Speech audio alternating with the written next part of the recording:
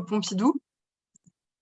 Et avant ça, j'ai travaillé pendant 2 ans et demi à la Galerie Perrotin comme digital manager. Et avant ça, enfin, non, je ne vais pas vous dérouler tout mon CV, ça c'est le principal. Et je travaille aussi en freelance avec des groupes de musique et des artistes et différentes structures. Voilà, donc j'essaie d'avoir une vision des réseaux sociaux qui ne se limite pas juste à un domaine, mais plus à la culture au sens large. Voilà. Dernière chose que je voudrais vous dire avant de commencer, c'est que Margot a déjà mis à votre disposition pas mal de ressources, je crois, sur le site du Cercle de l'Art et aussi, enfin oui, je pense que les vidéos que tu m'avais envoyées, Margot, elles sont aussi sur le site.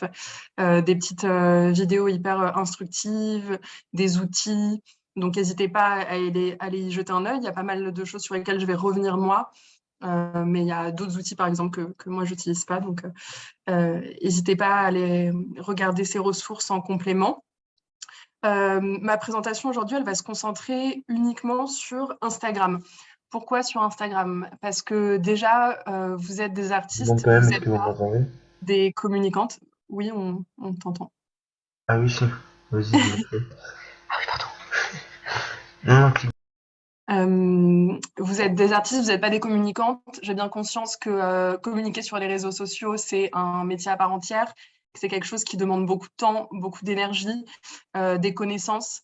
Donc moi, je recommanderais de ne pas se disperser et ne pas se mettre à communiquer sur plein de plateformes différentes. Je pense qu'il vaut mieux se concentrer sur une plateforme et essayer d'en tirer le plus possible.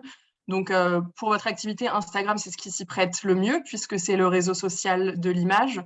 À l'inverse, Facebook, c'est de moins en moins utilisé. Alors, à moins que vous ayez déjà une communauté sur Facebook que vous puissiez exploiter, je ne recommande pas de partir de zéro sur ce réseau-là. Twitter, c'est pas du tout adapté à votre activité. Et TikTok, pas vraiment encore à ce jour, pourquoi pas dans le futur. Donc voilà, donc je pense que c'est important de se concentrer sur un réseau principal et de déployer ses efforts dessus parce que c'est Instagram qui pourra le plus vous apporter. Donc voilà, donc ma présentation, elle va se concentrer sur Instagram, mais si vous avez des questions sur les autres réseaux sociaux, n'hésitez pas évidemment à me les poser. Donc, je vais partager mon écran. Ok. Est-ce que vous voyez mon écran? Oui, c'est bon. Oui, c'est bon, on voit bien. Ok, super. Donc, je vais commencer par interroger un peu ce que c'est qu'être une artiste sur Instagram. La première question que vous devez vous poser, c'est d'identifier vos cibles de communication. C'est-à-dire à qui est-ce que vous vous adressez sur Instagram. Donc là, je parle de manière générale pour toutes qui êtes ici. Vous vous adressez à 4 cibles principales.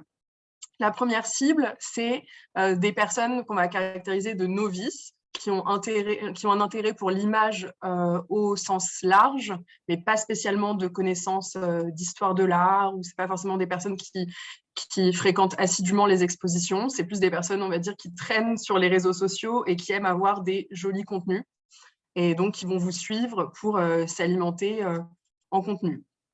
Ensuite, on a des personnes qui sont des vraies amatrices d'art, qui ont du coup pour le coup l'habitude de fréquenter les expositions, qui ont peut-être des notions d'histoire de l'art. En tout cas, voilà, des personnes qui ont un vrai intérêt et quelques connaissances. On a aussi évidemment des professionnels de l'art. Donc là, ça devient super important. On peut avoir des galeristes, des commissaires, des journalistes, des critiques. Ça, c'est un peu les personnes que vous cherchez à cibler en premier lieu, évidemment. Et enfin, des collectionneurs ou des potentiels acheteurs. Donc, la difficulté, c'est que vous vous adressez en même temps à des gens qui connaissent pas grand-chose et pour schématiser vraiment, qui recherchent des belles images sur Instagram et d'autres qui ont un intérêt professionnel à vous suivre ou qui peuvent se transformer en des acheteurs potentiels. Donc, la difficulté, ça va être de contenter ces 4 cibles à la fois et de toujours pouvoir s'adresser aux 4 en même temps et à la fois rester accessible pour des personnes qui auraient moins de connaissances à la fois de votre travail et de l'histoire de l'art, et en même temps pouvoir aussi donner suffisamment d'informations à des personnes qui ont de fortes connaissances et qui ne sont pas là pour blaguer, quoi. Du coup, je reviendrai tout à l'heure là-dessus, mais il y a des statistiques qui sont disponibles sur Instagram et qui vous permettent de connaître votre communauté, notamment 3 choses importantes. C'est les lieux de résidence de vos abonnés. Donc ça va être essentiel pour savoir à qui vous vous adressez. Est-ce que votre communauté, elle est plutôt située à proximité de vous? Donc, est-ce que c'est des gens qui sont susceptibles de venir, par exemple, voir vos expositions, visiter votre atelier que vous pourrez rencontrer? La langue, ça c'est aussi super important parce que vous faites le choix de communiquer, j'imagine, soit en français, soit en anglais. Si par exemple vous avez une communauté qui est principalement française, communiquer en anglais n'est pas une très bonne chose à faire parce que, comme on le sait, les Français ne sont pas toujours hyper à l'aise avec l'anglais et n'aiment pas qu'on s'adresse à eux en anglais uniquement.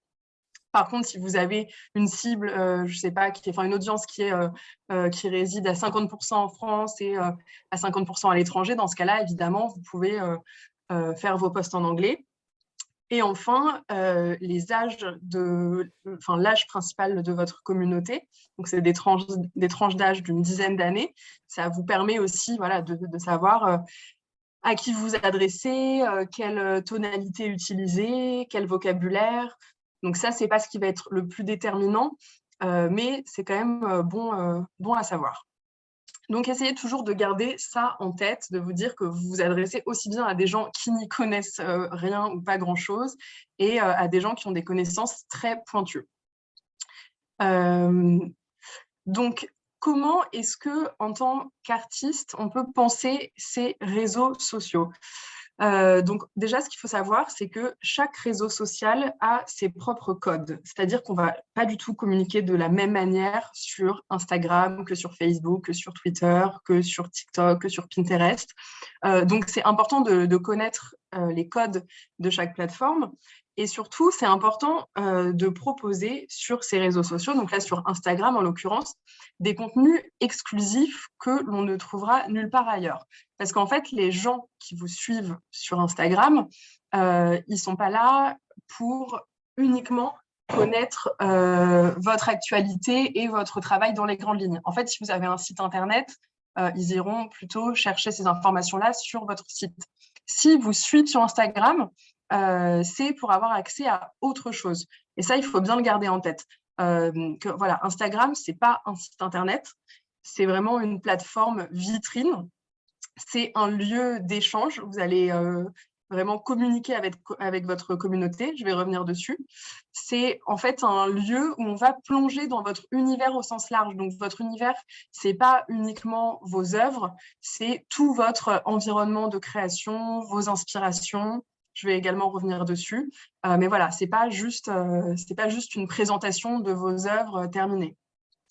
Un compte Instagram, c'est également un lieu où l'on raconte son travail.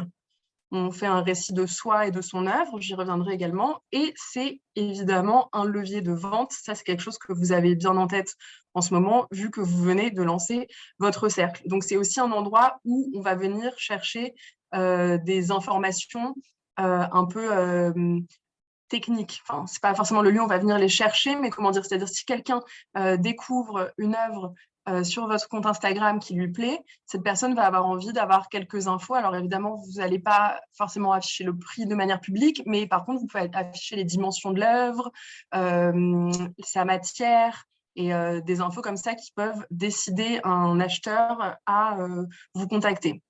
Donc en fait, les réseaux sociaux, en tout cas Instagram, pour rester sur Instagram, c'est un lieu où on va offrir une vision plus intime de son travail. pas juste une présentation de son travail fini.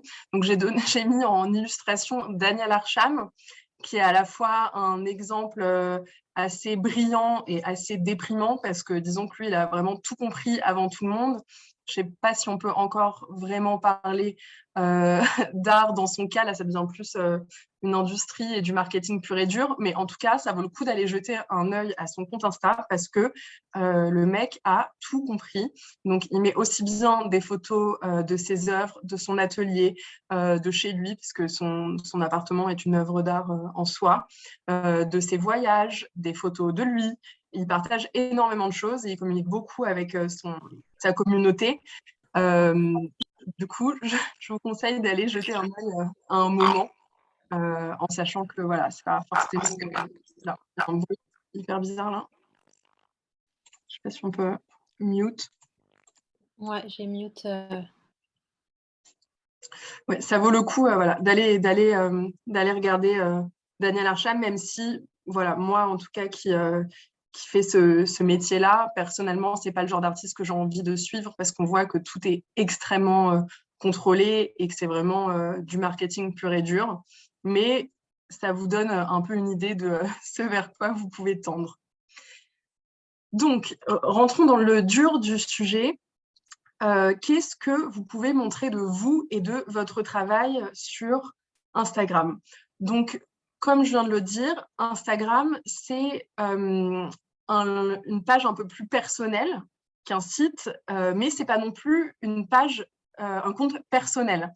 Donc déjà, il faut faire attention à bien distinguer un compte sur lequel vous allez partager des choses très perso, du style, je sais pas, vos photos de soirée, de famille, vos états d'âme qui n'ont pas forcément de lien avec votre œuvre, et une page vraiment d'artiste qui va être identifiée comme telle dès qu'on arrive dessus, où vous allez partager des choses relatives à votre travail qui peuvent dépasser parfois vos œuvres à proprement parler pour aller plus vers quelque chose qui relève de l'inspiration et de votre univers au sens large, mais qui reste voilà, identifiable comme une page d'artiste.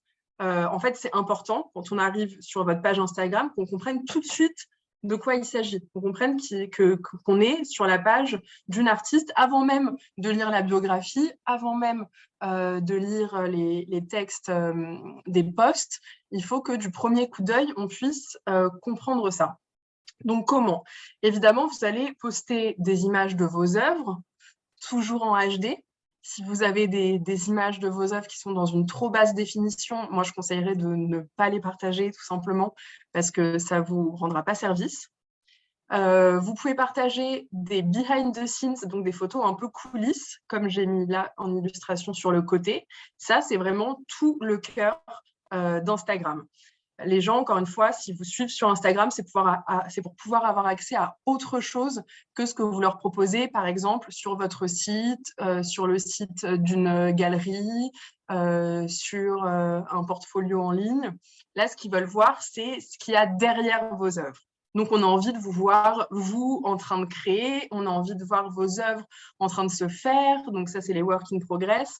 On a envie de voir votre atelier, de voir les outils que vous utilisez, les matériaux. On a envie de voir vos inspirations. Donc, vos inspirations, ça peut être d'autres œuvres auxquelles vous êtes confrontés au quotidien. Ça peut être des expositions qui vous inspirent. Ça peut être des textes, des livres, de la musique, tout ce qui vous nourrit en fait artistiquement. C'est vraiment le lieu où partager ça sur Instagram. On a aussi envie de voir, par exemple, certaines de vos œuvres qui sont sorties de leur contexte d'origine. Ça, c'est toujours agréable, c'est-à-dire une œuvre qui ne va pas forcément être dans l'atelier ou accrochée sur un mur blanc, mais qui va, je ne sais pas, se retrouver dans un autre contexte. On a envie de voir évidemment des vues d'expositions, des expositions que vous faites en ce moment, mais peut-être aussi d'expositions marquantes que vous auriez pu faire dans le passé, que vous pouvez ressortir comme des archives. Et c'est également un lieu où vous pouvez partager ce qu'on dit de vous dans la presse. parce que les relais presse, c'est quelque chose qui peut être aussi sur un site internet, mais j'imagine que vous n'avez pas toute la possibilité de mettre à jour votre site hyper régulièrement et de pouvoir le développer comme vous le souhaitez. Donc, les relais presse trouvent tout à fait leur place sur Instagram en story. Je reviendrai plus précisément là-dessus. Donc voilà, pas hésiter à offrir une vision différente sur Instagram de votre travail, c'est-à-dire de vraiment toute la chaîne de pensée et de production d'une œuvre, c'est-à-dire du moment où vous la conceptualisez jusqu'au moment où vous terminez de la produire. Donc ça, c'était un peu les grandes idées de contenu, mais il y en a évidemment plein d'autres à inventer. C'était juste quelques grandes catégories. Donc, comme je le disais, une page d'artiste sur les réseaux sociaux, c'est pas un site internet, c'est pas un portfolio, c'est un lieu de récit. C'est un endroit qui est vraiment propice à raconter son œuvre, à raconter sa démarche. Et le storytelling, c'est quelque chose qui est super important pour les réseaux sociaux et c'est un outil qui est vraiment clé pour trouver son audience et fédérer une communauté importante sur les réseaux sociaux. Donc vous, en l'occurrence, ce que vous allez pouvoir raconter, c'est l'élaboration d'une œuvre, c'est comme je disais, du moment où vous la conceptualisez jusqu'au moment où vous la produisez. La manière dont vous avez pensé une série dans sa globalité, comment est née l'idée de cette série, comment est-ce qu'elle s'est matérialisée, comment est-ce que vous êtes venu à bout de sa production. C'est un endroit aussi où raconter l'historique d'un projet. Donc, je ne sais pas si, par exemple, vous faites une expo dans une galerie ou une expo avec d'autres artistes. En fait, sur Instagram, on a envie de savoir qu'est-ce qui vous a amené là à, par exemple, exposer ici ou à collaborer avec tel artiste. On a envie vraiment d'avoir un récit. De la même manière, comment est-ce qu'une rencontre a pu vous impacter? Comment est-ce que vous avez pu faire sinon un choix artistique plutôt qu'un autre? Donc là, j'ai mis quelques exemples d'illustrations que j'ai été piocher sur vos comptes. Donc par exemple, Marjolaine Pigeon qui parle du poète Salah Stétier, et qui dit « J'ai eu la joie que ses poèmes et mes peintures se croisent à plusieurs reprises, une trace de notre amitié et son ample et magistrale signature. » Donc là, elle fait un hommage à un poète, elle ne parle pas directement de son travail, mais elle tisse quand même un lien entre de la une œuvre poétique et son œuvre picturale. Donc je trouvais ça intéressant, un peu dans la catégorie inspiration. Sinon, il y a Tiffany qui raconte aussi une collaboration. Elle dit « J'ai la joie de vous annoncer ma première collaboration qui sort en exclusivité aux États-Unis avec une designer que j'affectionne particulièrement puisque l'une de ses créations est dans l'entrée de chez ma grand-mère. Céline Wright a grandi au Japon. Elle posera ses bagages en France en ramenant avec elle du papier washi qu'elle sculpte et illumine sous plein de formes organiques et sensuelles, etc., etc., etc. » Donc là, ce qui est intéressant, c'est qu'elle va vraiment prendre l'angle de l'émotion pour raconter cette collaboration en disant que son lien avec cet artiste, c'est d'avoir été au contact d'une de ses œuvres chez sa mère. Je crois que j'ai dit grand-mère tout à l'heure, mais c'était mère. Donc voilà, toujours prendre un peu cet angle du storytelling et de l'émotion. Enfin, on a Pauline Rousseau qui fait une exposition en hommage aux victimes des attentats du Bataclan et qui du coup raconte une de ses photographies en me disant « Lorsque j'ai photographié Sarah, nous avons essayé différentes poses. J'ai sélectionné cette image car le geste de la main me rappelait à la fois le kamsa ou main de Fatma qui protège du mauvais œil, mais aussi le mudra, geste de la main dans l'iconographie bouddhique. L'absence de crainte que l'on retrouve dans les représentations de Bouddha. » Donc là, c'est intéressant. Elle nous donne à voir une photographie et elle explique la genèse de cette photographie. Comment est-ce qu'elles ont trouvé cette pose? Comment est-ce qu'elles sont arrivées avec la modèle à ce résultat final? Donc ça, c'est vraiment quelque chose à garder en tête quand vous postez une œuvre, par exemple. C'est pas juste vous postez l'œuvre avec les infos très pragmatiques sur l'œuvre, c'est vraiment raconter comment vous en êtes venu à créer cette œuvre. Qu'est-ce qui vous a inspiré? Quel a été votre chemin pour arriver à ce résultat?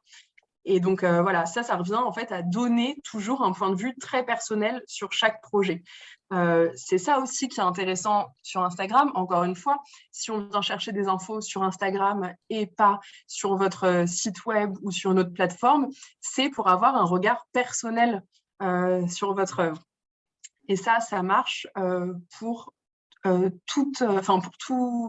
toute communication à titre personnel en fait sur les réseaux sociaux. C'est-à-dire qu'à partir du moment où vous parlez en votre nom, la valeur ajoutée, c'est d'apporter un regard personnel. Alors, pour la plupart, je pense que vous n'êtes pas encore représenté par des galeries, mais ce sera le cas bientôt, j'espère. Je ne sais pas ce que vous cherchez. Mais en tout cas, par exemple, quand on a une artiste qui est représentée par une galerie, on va déjà avoir la galerie qui va régulièrement poster ses œuvres et qui va expliquer la démarche dans les grandes lignes et qui va donner des informations pratiques, qui va présenter l'artiste. Du coup, l'intérêt de suivre non pas la galerie d'une artiste, mais l'artiste elle-même, c'est d'avoir une autre vision, c'est d'avoir un autre angle. Donc, il faut toujours penser à cet angle que vous allez utiliser sur les réseaux sociaux et toujours essayer d'être le plus personnel possible. Alors, j'ai bien conscience qu'on n'a pas toutes envie de se dévoiler, on n'a pas toutes non plus cette facilité à poser les mots sur son travail, mais parfois, ça peut être très simple. Rien que juste la première formulation que vous allez avoir pour annoncer un projet, plutôt que de dire je serai exposée dans tel lieu à telle date, essayer de l'amener avec un peu de, je sais pas, j'ai la joie, j'ai l'honneur, je suis vraiment hyper fière d'être invitée à exposer dans tel endroit. Essayez voilà, d'être le plus personnel possible et vous pouvez aller si vous êtes à l'aise très loin dans le storytelling ou pas du tout, mais essayez toujours de garder cet angle personnel. Voilà. N'hésitez pas à m'arrêter si jamais c'est pas clair ou si vous avez des questions. Donc, comme je le disais, les réseaux sociaux, c'est avant tout un lieu d'interaction avec sa communauté. C'est un espace aussi où on se constitue une communauté à proprement parler, où on va dialoguer avec elle et la remercier. C'est super important. J'ai mis en exemple un post de Jing Wang qui remercie toutes les personnes qui l'accompagnent.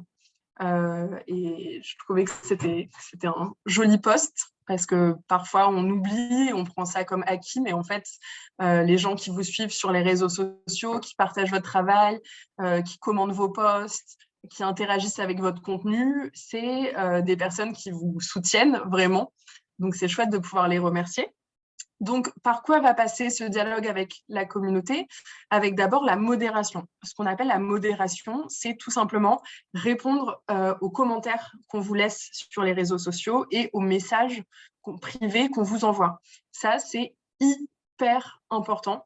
C'est hyper important déjà pour que vos posts ils fonctionnent bien, parce que plus il y aura d'interactions dessus, plus l'algorithme va remonter vos posts et donc plus vos posts seront visibles. C'est important aussi pour maintenir un lien fort avec votre communauté. Une personne qui va vous laisser un compliment sur un post, si vous la remerciez personnellement, si vous avez une interaction avec elle, elle aura d'autant plus envie de le faire sur le prochain post. Alors que si vous ignorez complètement sa remarque, probablement qu'elle ne mettra pas de commentaire sur votre prochain post. Donc, c'est important vraiment de toujours répondre. Pareil pour les messages en privé, même si ça impacte moins l'algorithme Instagram. Là, ça relève en fait de la politesse, tout simplement de répondre aux gens qui vous écrivent, même s'ils ne vous posent pas forcément une question. Si juste ils vous disent qu'ils apprécient votre travail, s'ils vous envoient un emoji, n'importe quoi, c'est hyper important de leur répondre. Surtout que vous ne savez pas qui sont ces personnes et sur quoi ça peut déboucher. D'autre part, vous pouvez vous-même poser des questions dans vos publications sur le feed. Donc, les posts qui vont s'afficher sur votre profil, ça, c'est quelque chose qui est super à faire parce que ça incite les gens à mettre des commentaires et donc ça va augmenter la performance de votre post qui sera plus visible. Donc, si vous sortez, par exemple, je ne sais pas, une nouvelle série ou vous présentez une nouvelle pièce, une exposition, n'hésitez pas à demander à votre communauté qu'est-ce qu'elle en pense. Ça peut être formulé de plein de façons différentes, mais c'est toujours agréable en tant qu'utilisateur de la plateforme, d'être sollicité à donner son avis. Et encore plus pour des gens qui vous suivent depuis longtemps, qui apprécient votre travail, ils auront vraiment envie de vous faire un retour si vous les incitez à le faire. Il y a aussi les outils en story qu'on appelle les stickers, qui sont disponibles lorsque vous faites une story. Donc, il y a l'outil question qui permet de poser une question ouverte à laquelle vos abonnés vont répondre et vous aurez les réponses en privé que vous pourrez partager si vous le souhaitez. Il y a l'outil sondage où vous posez une question avec 2 réponses différentes. Donc, là, en général, vous n'allez pas utiliser l'outil sondage pour donner une appréciation de votre travail parce que ce serait un peu réducteur, mais ça peut être, par exemple, plus si vous participez à une exposition, demandez à votre communauté si elle compte venir. Ça peut être, je ne sais pas, la consulter sur des questions un peu plus pragmatiques. Sinon, il y a l'outil quiz, donc là, qui est vraiment un petit quiz qui vous permet de poser une question et d'avoir plusieurs, entre 3 et 4 ou 5 réponses. Et du coup, vos abonnés vont cliquer sur une réponse. Donc, ça peut être envisagé comme un petit jeu, un quiz, mais ça peut aussi juste être envisagé comme un sondage avec plusieurs réponses. Et donc, tout ça, c'est dans les stories. Oui, pardon, il y a l'outil jauge aussi. Je ne sais pas si vous voyez, c'est la petite barre où vous pouvez rajouter un emoji, par exemple un cœur, et les gens jaugent à quel point ils aiment, par exemple, votre contenu. Ça, c'est chouette à faire. Bon, ce n'est pas un truc dont il faut abuser et ce n'est pas un outil qui va vous apprendre énormément de choses sur votre communauté, mais c'est une forme d'interaction qui est sympa. D'autre part, il y a aussi les lives que vous pouvez faire sur Instagram. Donc ça, j'ai bien conscience aussi que c'est pas forcément pour toutes, qu'il faut être à l'aise à l'idée de se montrer, de se dévoiler, de parler en direct devant sa communauté. Mais c'est aussi un lieu d'interaction parce que les gens vont réagir en direct à ce que vous dites, ils peuvent vous poser des questions. Ça peut être un endroit aussi où vous invitez des gens que vous ne connaissez pas de votre communauté à vous rejoindre en direct et à dialoguer. Donc voilà, ça c'est un super outil, le live, même s'il est difficile, je comprends, à utiliser. Dans le sens, pas techniquement, mais je veux dire, c'est dur de se mettre comme ça sur le devant de la scène. Mais en tout cas, d'un point de vue de vos abonnés, c'est extraordinaire de pouvoir avoir comme ça une artiste qu'on apprécie qui se dévoile en direct et qui nous parle de certaines choses. Et alors, bien sûr, il y a les aléas du direct. Il va y avoir des problèmes de connexion, il va y avoir tout un tas de petits soucis, des problèmes de son, des problèmes de lumière. Mais en fait, l'idée d'un live, c'est justement que ce ne soit pas parfait, mais que ce soit authentique. Donc, ça vous donne justement cette valeur d'authenticité qui est super importante. Et enfin, il y a le partage de contenus qui sont faits par votre communauté. C'est-à-dire, si par exemple, il y a une personne qui poste une de vos œuvres sur son compte en donnant une appréciation, ça peut être super de le reposter dans votre story ou dans le cas d'une exposition. Les visiteurs qui vont venir dans l'expo, prendre vos œuvres en photo, se prendre en photo avec vos œuvres, ça pareil, c'est génial de le partager à la fois pour garder un lien avec ces personnes-là qui vont être extrêmement touchées, mais aussi, vous, c'est toujours un moyen de montrer qu'on parle de vous, que les gens s'intéressent à ce que vous faites, qu'ils viennent voir vos expositions et qu'ils interagissent avec votre œuvre dans la vraie vie, quoi. Pas juste sur les réseaux sociaux. Donc voilà, essayez de garder toutes ces petites astuces en tête parce que l'idée, voilà, c'est vraiment de créer un sentiment de proximité avec ses abonnés. Encore une fois, je reviens toujours sur cette notion-là, mais s'ils vous suivent sur les réseaux sociaux, c'est justement pour avoir cette proximité, c'est-à-dire un point de vue personnel sur votre œuvre et des interactions avec vous. En fait, il faut que vous donniez l'image d'être vraiment accessible. C'est super important. Sur la fréquence de ces interactions, de ces posts, etc. Parce que parfois, ça peut être too much, parfois on est trop discret.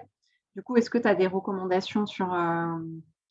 Alors, pour la fréquence des interactions, pour ce qui est de la modération, donc de répondre aux commentaires et aux messages, ça pour moi, c'est quelque chose qui doit être systématique.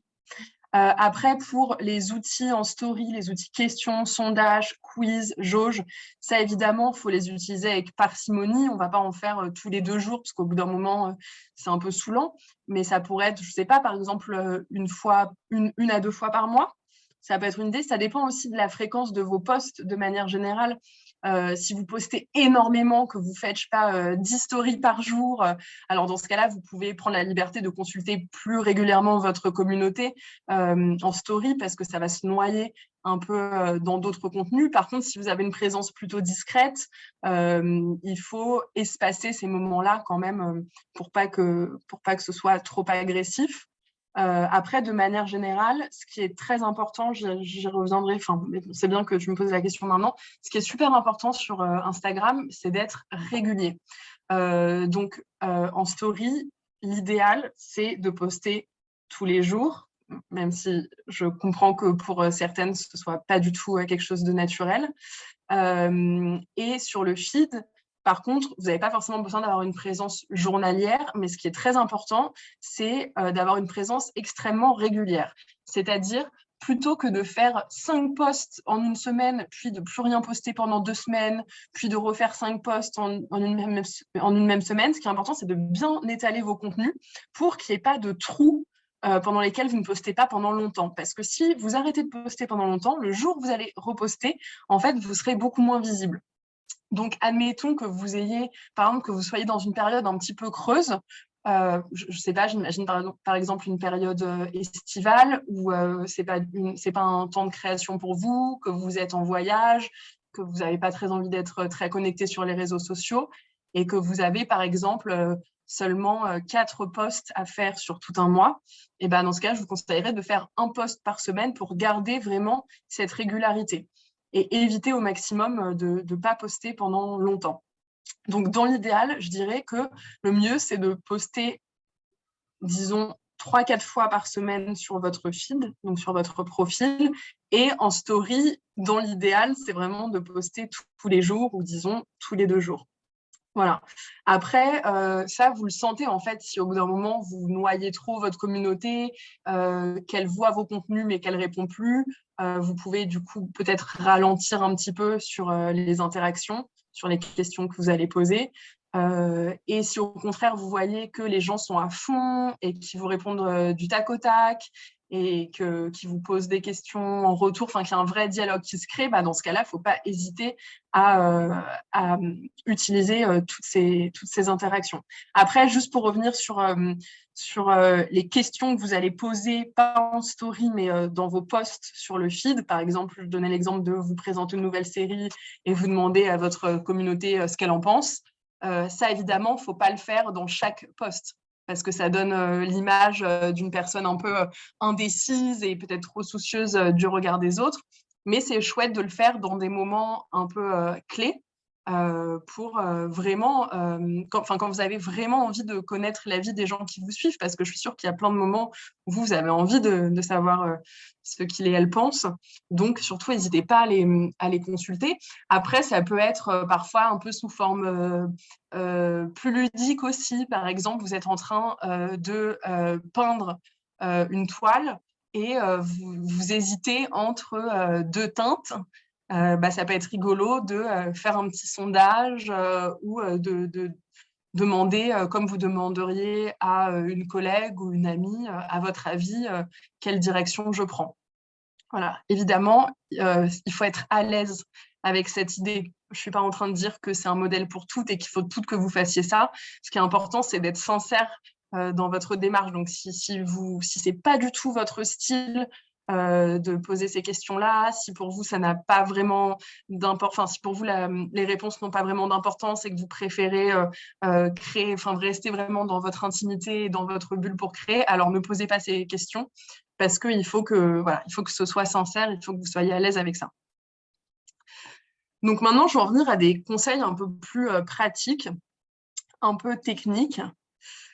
La première chose, je l'évoquais tout à l'heure, c'était de bien soigner sa présentation. L'idée, c'est que quand on arrive sur votre compte Instagram, on comprenne tout de suite qu'on est sur une page d'artiste, qu'on comprenne tout de suite quelle est votre activité. Donc, la première chose, ça va être d'avoir un nom de compte qui reprend votre nom d'artiste et éviter d'avoir un truc général. Par exemple, je ne sais pas si vous faites du collage, éviter d'avoir un nom du type collage artistique ou céramique, fleurie, j'en sais rien. C'est vraiment important de reprendre votre nom. Après, vous pouvez évidemment faire le couper un petit peu ou l'abréger si c'est nécessaire, si votre nom n'est pas disponible. Mais en tout cas, gardez bien votre nom d'artiste. Vous pouvez aussi, ça c'est très important, passer votre profil Instagram en profil professionnel. Est-ce que vous avez déjà toutes fait ça ici? Ça, c'est super important pour les statistiques et tout, non? Ouais. Ouais. Ouais. Est-ce que vous êtes toutes, vous avez toutes fait ça déjà? Oui. Ok, ok, super. Oui. Parce que du coup, quand vous passez votre profil en mode professionnel, vous pouvez choisir l'activité qui va s'afficher, en l'occurrence artiste. Donc là, j'ai donné 3 exemples. Et donc, sous les 3 noms, à chaque fois, il y a artiste ou art qui s'affiche. Donc, c'est vraiment idéal. Ça veut dire que vous n'aurez pas besoin de remettre dans votre biographie que vous êtes une artiste, puisque ça s'affiche automatiquement comme catégorie sous votre nom. Ensuite, ce qui est important dans la bio, c'est de résumer votre pratique en quelques mots. On a envie de savoir, en fait, si vous êtes... bon, alors, vous pouvez être artiste pluridisciplinaire et le préciser. On a envie de savoir si vous êtes plutôt artiste peintre, si vous faites de la sculpture, si vous faites de la performance. C'est bien de l'indiquer. Pas besoin d'être trop extensive. Encore une fois, c'est vraiment juste un petit résumé. C'est plus la bio, c'est un endroit où on va apposer des catégories pour pouvoir vous catégoriser, justement. Donc, ça peut sembler un petit peu réducteur. Et évidemment, c'est super compliqué de résumer sa pratique en quelques mots. Mais c'est vraiment nécessaire pour qu'une personne qui arrive sur votre page et qui ne connaisse rien de vous puisse savoir à quoi s'attendre. Vous pouvez aussi indiquer votre lieu de résidence. Ce n'est pas obligatoire, mais ça peut être utile. Vous pouvez indiquer si vous avez des expositions en cours. Si vous avez plein d'expositions en cours ou plein de projets en cours, je vous conseillerais de sélectionner et de ne pas tout mettre, parce que sinon, là, il y a beaucoup trop d'infos dans la biographie et on s'y perd. Je vous conseille d'éviter les hashtags en biographie parce que ça sert strictement à rien. Un hashtag, c'est quelque chose qui vous sert à être référencé, mais ça ne fonctionne que dans les posts. Donc, aucune utilité à mettre un hashtag dans une story. Et d'ailleurs, ça va même plutôt sortir les gens, pas dans une story, pardon, dans votre bio. Si vous mettez un hashtag, ça va sortir les gens de votre bio parce que peut-être qu'ils auront envie de cliquer sur le hashtag et qu'ils ne reviendront pas sur votre profil. L'idée, c'est vraiment de garder les gens sur votre profil. Donc, évitez les hashtags. Vous pouvez ajouter votre site internet si vous en avez un, c'est même complètement conseillé, comme les 3 exemples que j'ai donnés ici. Par contre, évitez de mettre d'autres liens. Déjà, ce qu'il faut savoir, c'est que vous pouvez mettre qu'un seul lien dans votre bio, enfin un seul lien sur lequel on va pouvoir cliquer.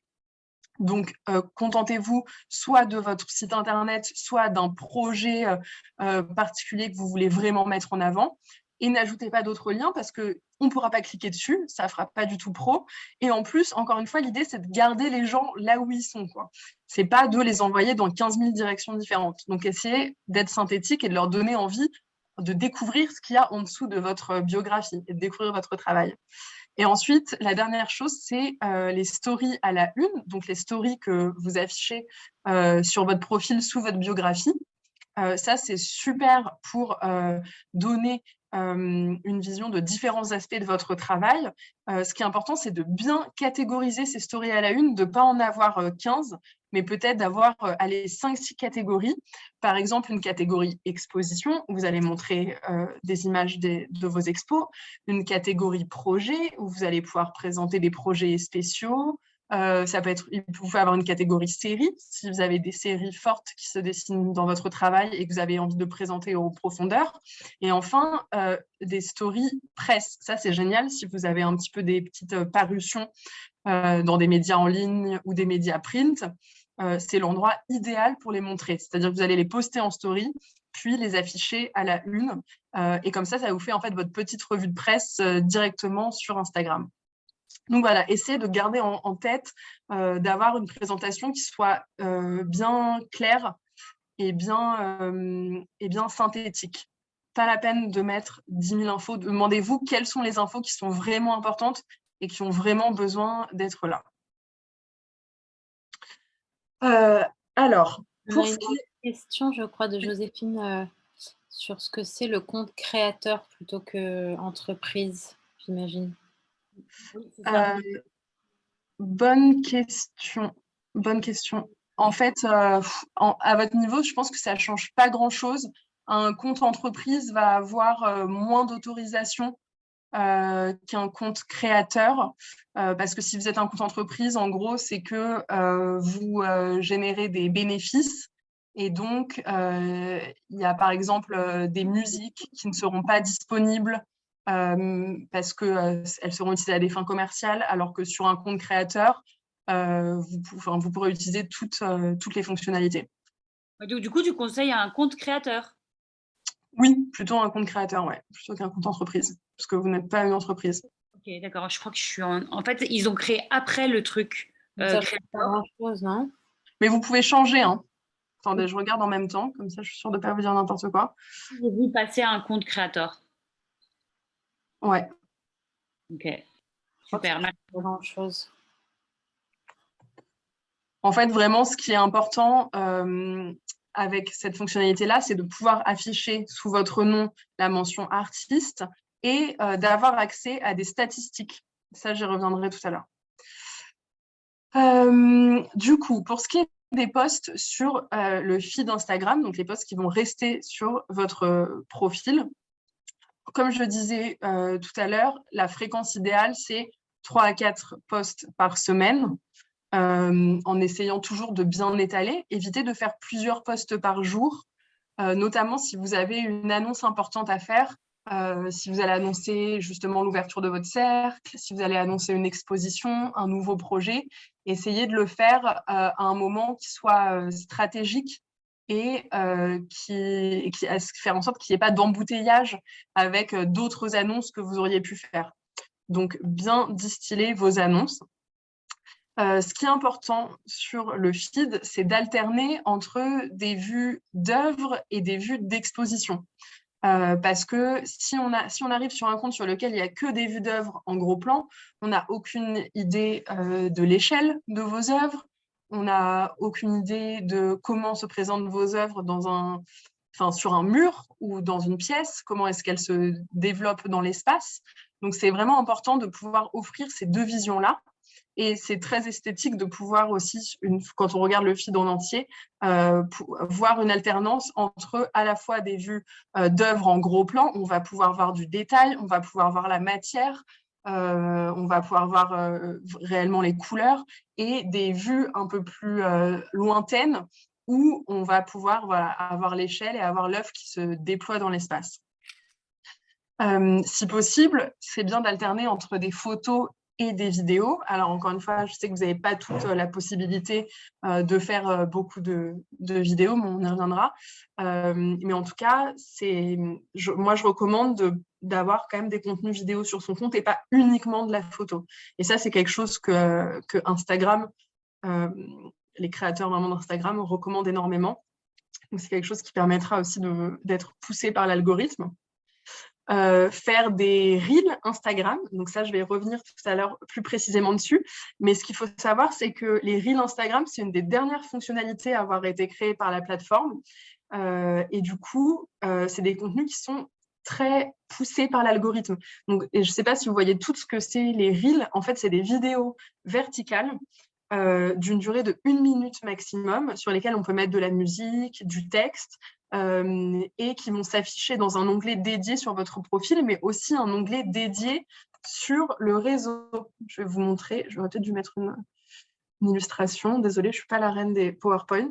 Là, par exemple, je suis sur mon compte Instagram et au milieu, j'ai un onglet qui est dédié au Reel. Et je peux swiper comme ça et voir plein de contenus différents. Et là, tous les contenus que je vois, en fait, c'est des gens que je ne suis pas. Je ne sais pas... Ah si, lui, je le connais. Tous les autres, je ne sais pas qui c'est.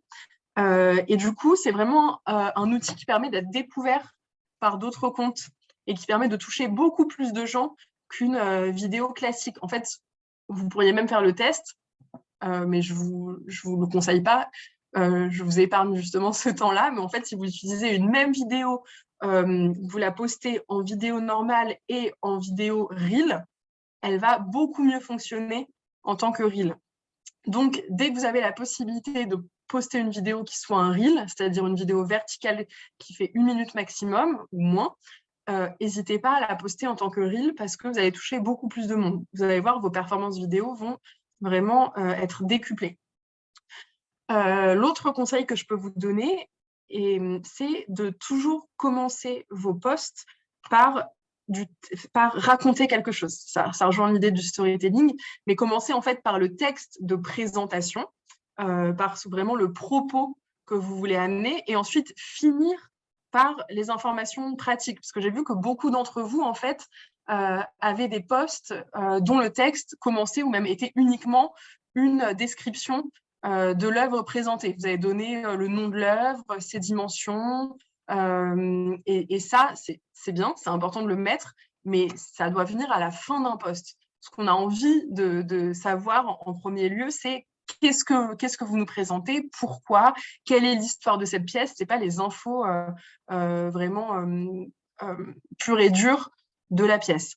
Donc, commencez toujours par raconter quelque chose et à la fin, donner les infos sur votre pièce ou ça peut être d'ailleurs la même chose pour une exposition. Si vous faites une exposition, vous faites un post sur votre expo, commencez d'abord par raconter vous, qu'est-ce que ça vous fait d'être exposé à cet endroit, qu'est-ce que ça représente pour vous, et ensuite, à la fin, vous pouvez donner l'adresse de la galerie, les horaires d'ouverture, les dates, etc. Mais ce qu'on veut en premier lieu, ce n'est pas de l'info pratique. C'est vraiment, encore une fois, un regard un peu personnel. Donc, essayez toujours d'avoir les infos pratiques à la fin. Et enfin, ce qui est important, c'est d'utiliser les bons hashtags. Donc, en ce qui concerne les hashtags, un hashtag, c'est un outil qui vous permet d'être bien référencé et de rendre vos contenus accessibles à des personnes qui ne vous suivent pas. Donc, l'idée, c'est de ne pas utiliser trop de hashtags, parce qu'au bout d'un moment, ça ne sert à rien, ça fait moche et c'est plus utile, mais d'utiliser vraiment les hashtags qui vont être efficaces. Donc, qu'est-ce que c'est des hashtags efficaces? C'est des hashtags qui sont assez généraux et en même temps assez spécifiques. C'est-à-dire que si vous utilisez un hashtag qui est extrêmement utilisé, typiquement hashtag art, hashtag musique, hashtag Paris, des trucs comme ça, en fait, ça ne sert à rien parce qu'il y a tellement de gens qui utilisent ces hashtags que votre post il va être perdu au milieu d'une multitude de contenus. Alors que si vous utilisez des hashtags un petit peu plus spécifiques, par exemple, hashtag peinture figurative, hashtag céramique art, hashtag, je ne sais pas, j'ai plus d'exemples, qui sont utilisés mais qui n'ont pas non plus une occurrence de malade, ça va vous permettre de vraiment être découvert par le biais de ces hashtags. Donc en fait, ce qu'il faut que vous fassiez, c'est qu'en amont de vos posts, vous fassiez un stock de hashtags que vous pouvez reprendre dans chacune de vos publications ou que vous pouvez varier. Et donc, pour ça, vous allez aller chercher le hashtag et regarder combien d'occurrences il a. S'il a plusieurs millions d'occurrences, ça ne sert à rien. S'il en a trop peu, s'il y a genre que 100 photos qui sont référencées sous ce hashtag, pareil, c'est inutile, c'est des trucs trop niches qui ne seront pas utilisés.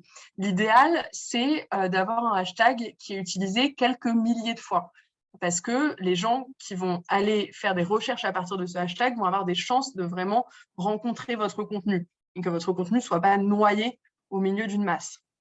Donc, prenez un temps pour chercher les bons hashtags qui correspondent à votre pratique. Et choisissez-en peut-être, je ne sais pas, 10 ou 15. Et ensuite, dans chaque publication, vous en mettez 5-6 et vous variez d'une publication à l'autre. Parce que, par exemple, vous n'allez pas mettre le hashtag Exposition Paris si vous publiez juste une œuvre en gros plan. Voilà. Donc, essayez d'avoir les hashtags appropriés. Pour en venir aux choses qu'il ne faut pas faire sur son feed, ou en tout cas que moi je déconseille fortement, c'est de faire des triptyques, c'est-à-dire de découper une image en plusieurs images.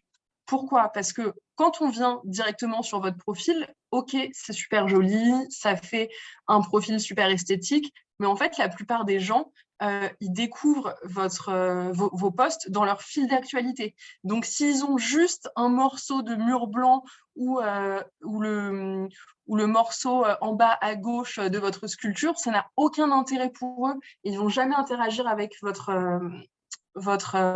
publication. Il faut se dire que vos publications, elles vont toutes être vues individuellement. Donc, ça n'a vraiment aucun sens de couper une même image en 3. Sauf, après, il y a des images qui s'y prêtent, bien sûr.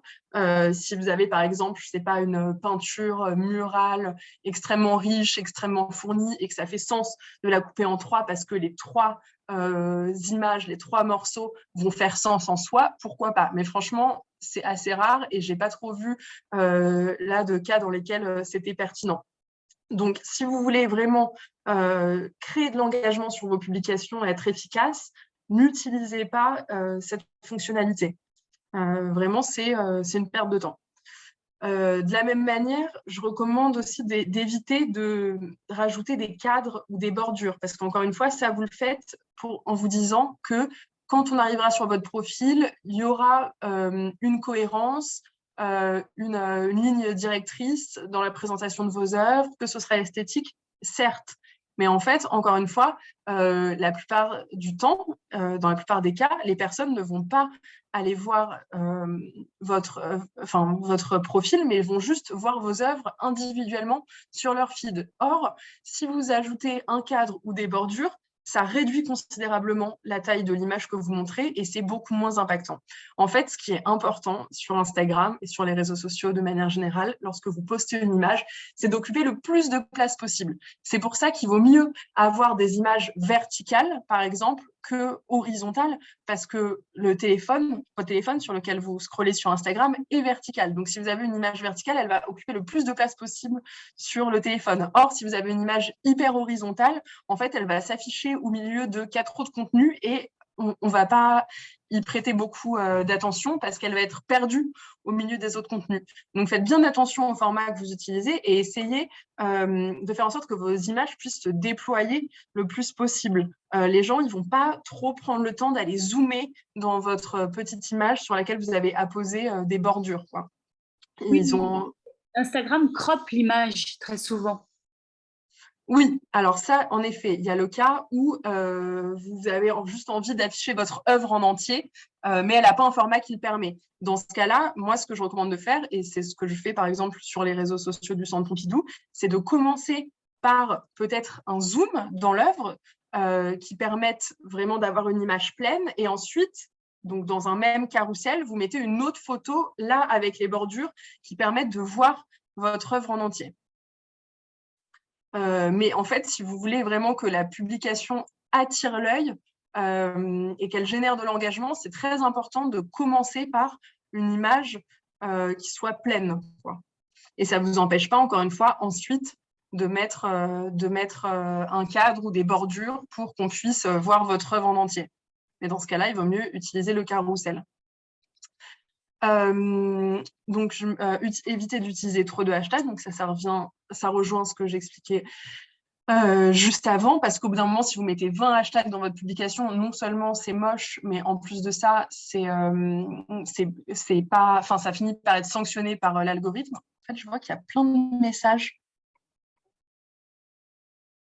dans le chat. N'hésitez pas à me... en fait, je les vois pas, je les vois pas s'afficher. Je m'en occupe s'il y a des questions et que je te les pose. Ok, ouais. N'hésitez pas à les poser. Pour les reels, je vais y revenir justement, comment on les Je crois utilise. qu'après aussi, il y a des conseils entre nous, mais t'inquiète pas, s'il y a des questions, je te les pose. Ok.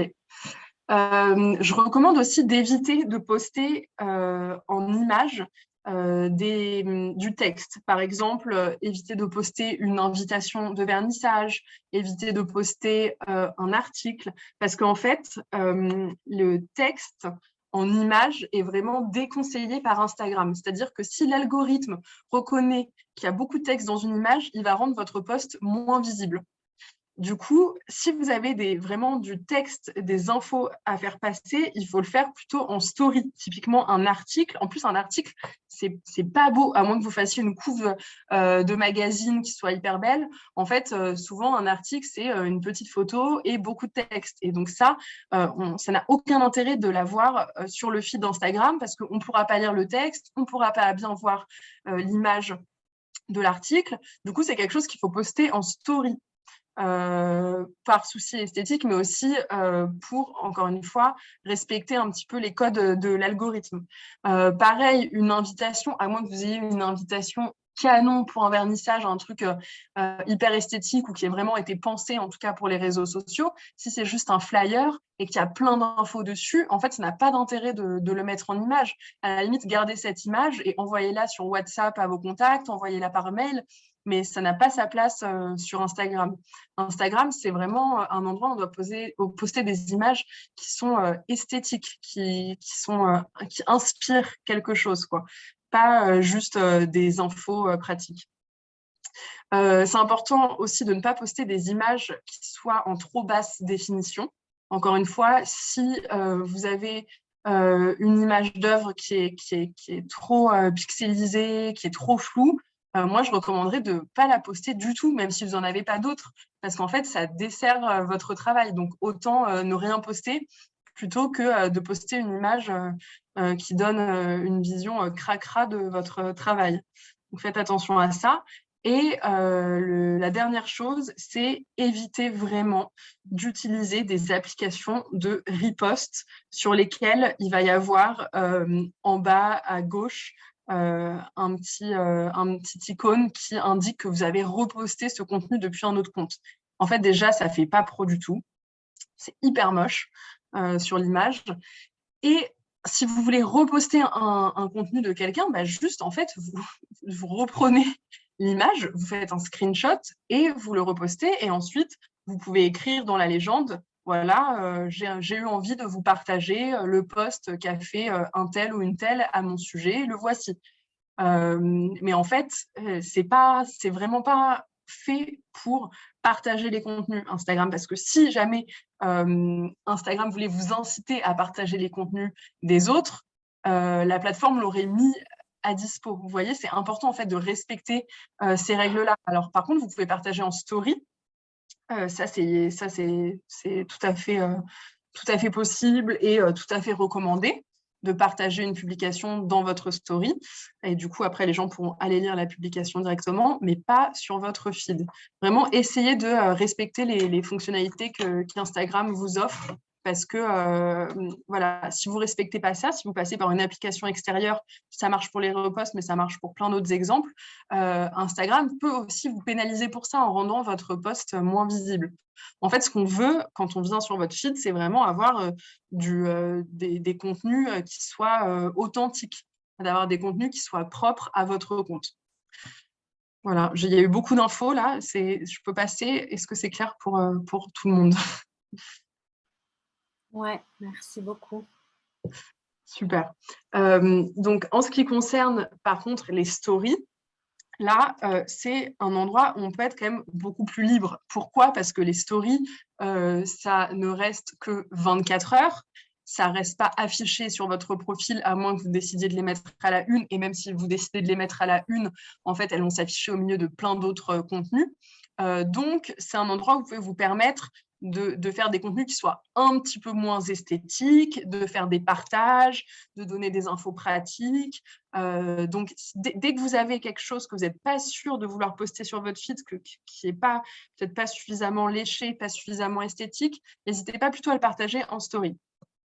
Ce qui est important quand même en story, c'est de créer du contenu spécifique, c'est-à-dire de ne pas poster uniquement des partages, de ne pas faire uniquement des partages de posts de d'autres personnes ou même de vos propres posts sur le feed que vous allez partager en story, mais d'avoir du contenu spécifique aux stories, c'est-à-dire d'avoir des photos verticales qui vont prendre tout l'écran ou des vidéos qui vont durer maximum 15 secondes et de proposer autre chose que ce que vous proposez sur le feed. Sur le feed, vous allez mettre des images hyper léchées, hyper clean de votre travail, ça va être très contrôlé. Par contre, en story, ça peut être vachement plus spontané. Vous pouvez justement faire un petit peu des petits reporting de votre travail en atelier, d'une exposition que vous allez voir. Ça peut même être un lieu où partager, par exemple, des photos d'un voyage, d'une résidence, de choses comme ça qui viennent nourrir et accompagner votre pratique. Même de temps en temps, vous pouvez même partager des choses un petit peu plus perso. Encore une fois, attention à ne pas rentrer dans des choses trop personnelles, mais c'est un lieu où vous pouvez vous exprimer de façon beaucoup plus spontanée.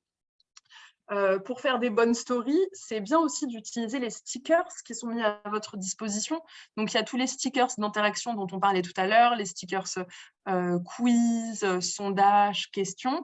Mais il y a aussi, par exemple, le stickers musique qui vous permet de mettre un peu de musique, un extrait musical sur une de vos stories. Ça peut être super si vous avez un peu des inspirations musicales à partager ou même juste si vous mettez, je sais pas, une jolie photo d'atelier et vous pouvez très bien mettre avec un petit stickers de la musique que vous êtes en train d'écouter en ce moment.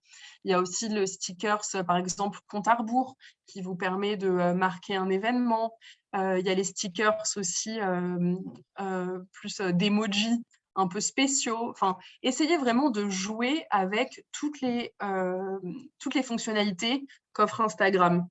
C'est quelque chose qui rendra vos stories beaucoup plus vivantes et plus dynamiques.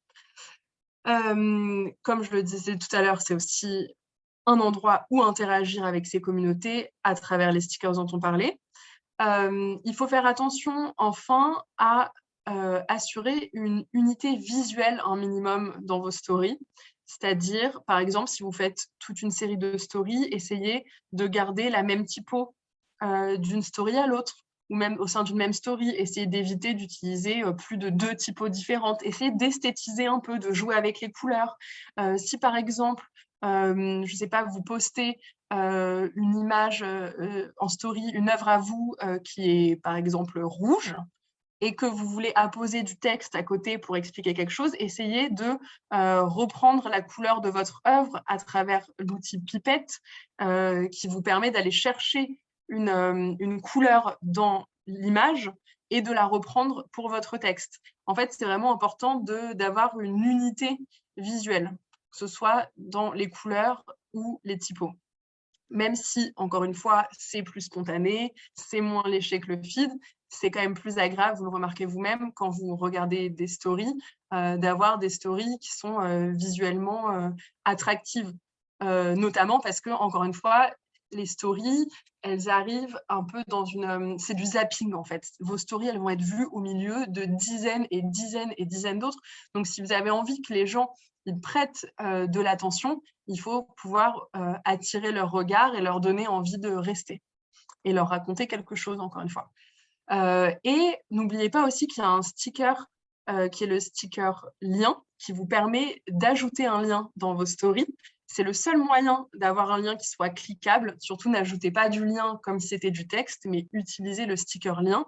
Et ça, c'est super pour envoyer, par exemple, sur votre site ou pour renvoyer, je ne sais pas, si vous faites, par exemple, une exposition et qu'il y a plein de choses à dire sur cette exposition, plein d'infos pratiques à donner, qu'il y a tout le propos de l'exposition à dérouler, mais que vous n'allez évidemment pas faire ça sur les réseaux sociaux, n'hésitez pas à mettre un lien qui va renvoyer vers le site de l'exposition. C'est un exemple parmi d'autres.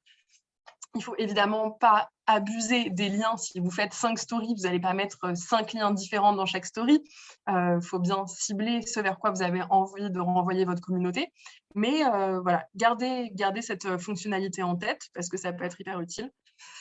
Et enfin, donc, les choses à ne pas faire, c'est vraiment important, de poster des photos ou des vidéos qui ne soient pas adaptées au format de la story. C'est-à-dire, vous n'allez pas poster des images horizontales dans une story parce qu'elles vont apparaître en tout petit, ça va être moche, il va y avoir énormément de blanc. Vous avez envie d'avoir des images qui vont prendre tout l'écran, en fait. Alors, ça peut arriver, bien sûr, d'avoir des images qui ne soient pas adaptées. Dans ce cas-là, essayez de mettre un fond coloré, essayez d'esthétiser un petit peu la story pour qu'on n'ait pas juste l'impression que vous avez plaqué une image dans votre story pour la partager à tout prix. Essayez toujours dans cette logique de ne pas utiliser des vidéos qui durent plus de 15 secondes. Si vous avez une vidéo qui dure plus de 15 secondes, dans ce cas-là, sa place, ce n'est pas en story, ça va être sur le feed, soit en vidéo normale, soit en reel, mais certainement pas en story. Donc, essayez de respecter cette règle-là. Et comme je disais tout à l'heure, vous pouvez tout à fait faire des reposts en story, mais essayez de ne pas faire que ça. On a envie d'avoir aussi des contenus originaux. En fait, je pense que vous le remarquez vous-même, quand vous arrivez sur un compte qui a fait que repartager les stories des autres dans lesquelles il est tagué, en fait, vous ne prenez pas le temps de regarder les 10 stories que cette personne a partagées, vous zappez tout de suite.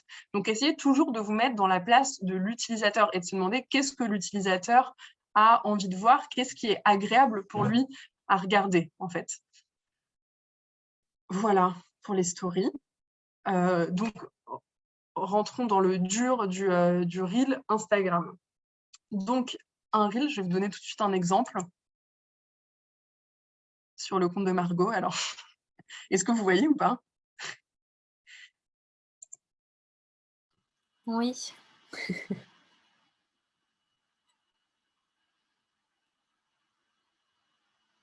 Ce reel est très réussi, dis donc.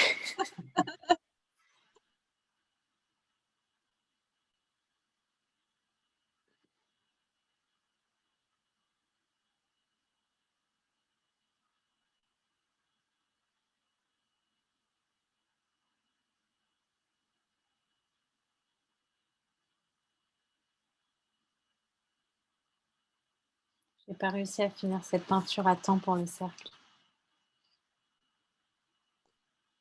Voilà. Donc, c'est un peu de la triche parce que c'est moi qui l'ai fait avec Margot. Mais du coup, c'est un bon exemple d'un reel réussi. C'est un reel qui va être bien rythmé, avec une musique un peu accrocheuse et qui montre différents plans. Donc, encore une fois, juste pour celles qui ne connaîtraient pas trop ce format, donc le format reel, c'est un format vertical qui ne dure pas plus d'1 minute. Et qui va donc se retrouver qui peut se retrouver sur votre profil, dans un onglet spécial sur votre profil et dans l'onglet spécial sur la plateforme. Donc, comment faire un bon reel? La première chose, c'est de commencer par une première image qui soit accrocheuse parce que les gens, ils vont voir votre vidéo au milieu de 15 autres parce qu'ils sont là à scroller pendant des heures. Donc, en fait, ce qui va faire qu'ils vont s'arrêter sur votre vidéo à vous et pas sur une autre, c'est d'avoir une première image qui soit vraiment forte. Donc, essayez, quand vous faites votre montage avec différentes images, de garder la plus belle image, celle qui est la plus réussie, en tout premier, ou en tout cas celle qui va donner envie de voir la suite. Vous pouvez aussi jouer sur la dramaturgie de votre vidéo. Et là, tu l'avais fait avec quel logiciel pour monter les images ensemble? Je vais y venir tout à l'heure. Je l'ai fait avec un logiciel, une application qui s'appelle InShot et qui est hyper facile à utiliser. Alors, vous pouvez le faire directement sur Instagram aussi, mais honnêtement, ce n'est pas ce qu'il y a de plus facile. Parce que sur Instagram, vous pouvez importer chacune des vidéos et couper les vidéos, mais ensuite, vous ne pouvez pas les intervertir. Vous ne pouvez pas dire « Ah, bah, finalement, l'extrait vidéo que j'ai mis au troisième plan, j'ai envie de l'avoir en tout premier. » Il va falloir que vous supprimiez et que vous remettiez. Donc, bon, si vous savez déjà précisément ce que vous voulez faire et si votre reel il est très simple, si c'est qu'une seule image ou deux, enfin une seule vidéo ou deux à assembler, ça, vous pouvez les faire sur Instagram. Sinon, je recommande de faire sur InShot. J'y reviendrai tout à l'heure. Donc, moi, je l'ai fait sur InShot. Ensuite, ce qui est important, c'est d'avoir un montage bien rythmé, c'est-à-dire que vous allez soit alterner des séquences très courtes, comme dans le reel que je vous ai montré, soit vous pouvez faire le choix d'avoir une séquence qui soit plus longue. Ça peut être tout à fait un reel qui dure 30 secondes, où vous faites un travelling, ou bien vous racontez quelque chose, vous vous mettez en scène. Mais ce qui est important, c'est qu'il n'y ait pas de moment de creux, quoi. Encore une fois, on est sur les réseaux sociaux, les gens qui sont là, ils n'ont pas le temps, ils voient votre contenu au milieu d'une multitude d'autres contenus. C'est pas du tout la même démarche que se poser par exemple devant une vidéo YouTube. On va ouvrir une vidéo YouTube, on sait qu'elle fait, je sais pas, 15 minutes et on va donner toute notre attention à cette vidéo. Là, encore une fois, votre contenu, il arrive au milieu de milliers d'autres contenus. Donc, il faut qu'il aille vite droit au but et qu'il attire l'attention dès le début et qu'il n'y ait pas de moment où ça se relâche. Donc, c'est pour ça que les formats Reel, d'ailleurs, durent pas plus d'1 minute. Mais moi, je ne recommanderais pas d'utiliser forcément ces 1 minute. Sauf si, par exemple, vous filmez vous en train de raconter quelque chose ou si c'est une vidéo qui va vraiment captiver l'attention pendant 1 minute. Sinon, moi, je recommanderais vraiment de rester sur du 30 secondes. Je pense que c'est un peu c'est triste à dire, mais c'est un peu la durée d'attention maximale sur ce réseau.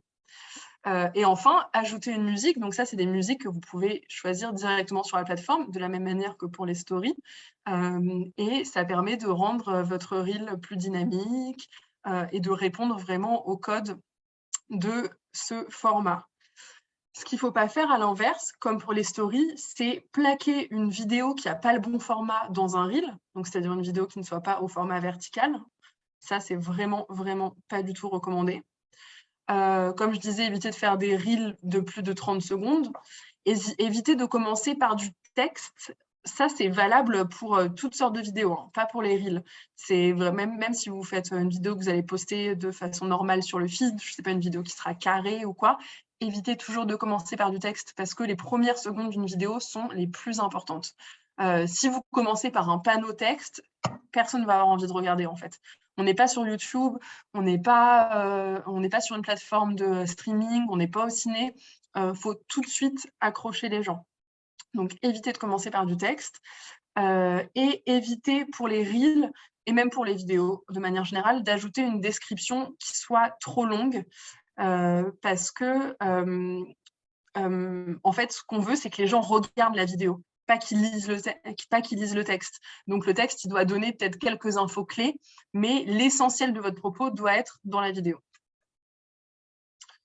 Est-ce que vous avez des questions sur les reels?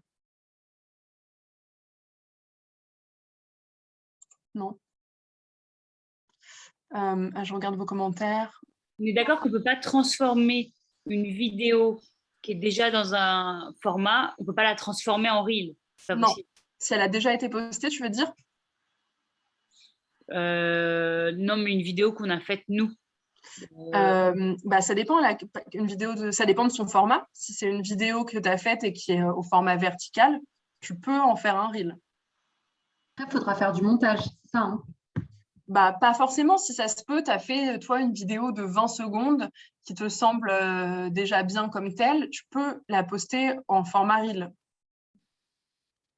Ah! En fait, c'est juste qu'elle ne va pas s'afficher au même endroit. Peut-être je vous montre un exemple. J'ai l'impression que ce n'est pas hyper clair. Mais si on a déjà fait une vidéo avec notre iPhone, on peut tout à fait la mettre en vertical facilement.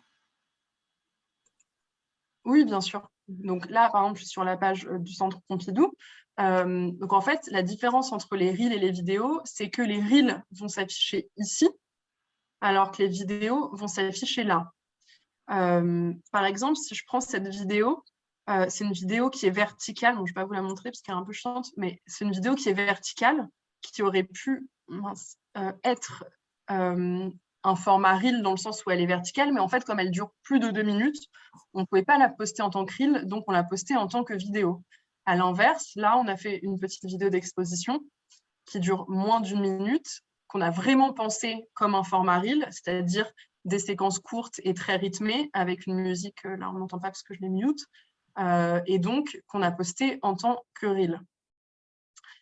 Donc, vous pouvez tout à fait recycler, entre guillemets, des vidéos et les poster en tant que reel, c'est tout à fait possible. Mais moi, ce que je recommanderais quand même, c'est de penser vos reels comme des reels.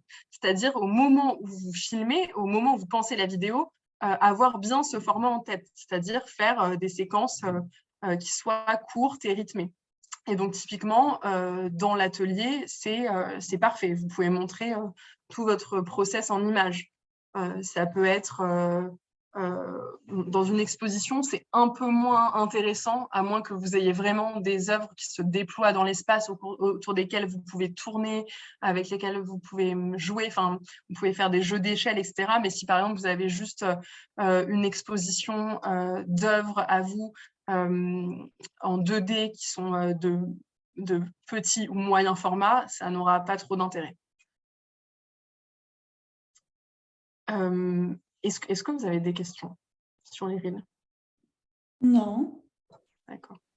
Moi, j'ai une petite question qui n'est pas sur le contenu du reel, mais d'après ta présentation, j'ai l'impression qu'on ne peut plus passer à côté de posts de reel quoi, sur Instagram. On ne peut plus faire sans. En fait, vous pouvez faire sans, mais c'est dommage pour vous. Parce que, en fait, c'est vraiment les contenus qui sont les plus poussés par Instagram et qui sont les plus vus. Donc, c'est hyper dommage de ne pas utiliser cette fonctionnalité, parce qu'elle va vous permettre de toucher beaucoup de monde et d'être découvert par plein de gens. Donc, ce serait dommage de ne pas l'utiliser, en fait. Du coup, essayez de vous prêter au jeu et vous n'êtes pas obligé de poster vos premiers essais, mais en tout cas, essayez de faire des petits formats Reel qui pourront ensuite être postés parce que ça aura plus d'impact que vos photos et que vos autres vidéos. Et on les laisse sur le mur, c'est pas une story, c'est pas un reel en story. Alors, vous pouvez faire le choix que ça s'affiche uniquement dans l'onglet Reel ou bien que ça s'affiche dans l'onglet Reel et sur le mur. Mais moi, je recommanderais de les laisser sur le mur parce qu'elles auront beaucoup plus de visibilité, elles vont beaucoup mieux fonctionner que si vous les laissez uniquement dans l'onglet Reel. Et par contre, non, ce n'est pas des stories, mais vous pouvez ensuite les partager en story comme vous partageriez n'importe lequel autre de vos posts en story. Et il faut...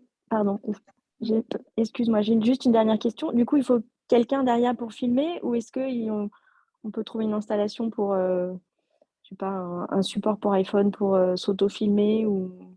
Alors, ça dépend en fait vraiment ça dépend vraiment de ce que vous filmez. Par exemple, là, dans le cas de la vidéo de Margot que je vous ai montrée, je pense que ça aurait été un peu sportif pour elle de se filmer toute seule, notamment le plan qu'on voit là sur la slide qui est pris du dessus, où elle est en train de sortir de la peinture d'un tube sur sa palette. Ça aurait été un peu sport. Donc, mais si vous n'avez personne pour vous filmer, vous pouvez bien sûr le faire avec un trépied. Mais dans ce cas-là, ce sera peut-être un peu plus des plans larges. Après, voilà, là j'ai donné un exemple de reel, mais il y en a plein d'autres. Ça peut être des choses plus simples aussi. Ça peut être des choses que vous allez vraiment filmer à la première personne et l'assumer comme telle, c'est-à-dire vraiment en mode selfie. Ça peut être, je sais pas, un petit tour de votre atelier. Ça peut être une petite vidéo où vous adressez directement à la communauté. En fait, il y a plein de possibilités. Mais c'est sûr que c'est plus pratique s'il y a quelqu'un pour vous filmer. Après, vous pouvez regarder, par exemple, le compte de Inès Longevial, qui, elle, est un peu une pro aussi d'Instagram, qui s'est vraiment fait connaître sur Instagram. Elle, je pense qu'elle se filme pas mal toute seule et ça va plutôt être soit des plans larges, soit des plans serrés, mais je veux dire un plan unique de elle en train de peindre une œuvre.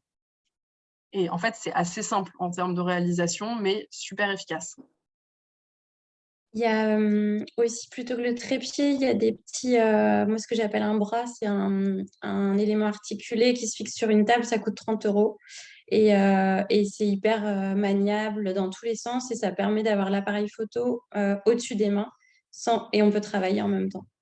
Ça, c'est pas mal pour être vraiment sur des... Tu peux me montrer, Marie, Ben, je ne l'ai pas avec moi, il est à mon domicile, je ne l'ai pas encore ramené à l'atelier, mais je pourrais vous envoyer une photo. Ouais. Il y a Martha qui te dit si on peut revoir l'exemple ayant à l'esprit tout ce qui a été dit. Oui. Sinon, je ne sais pas.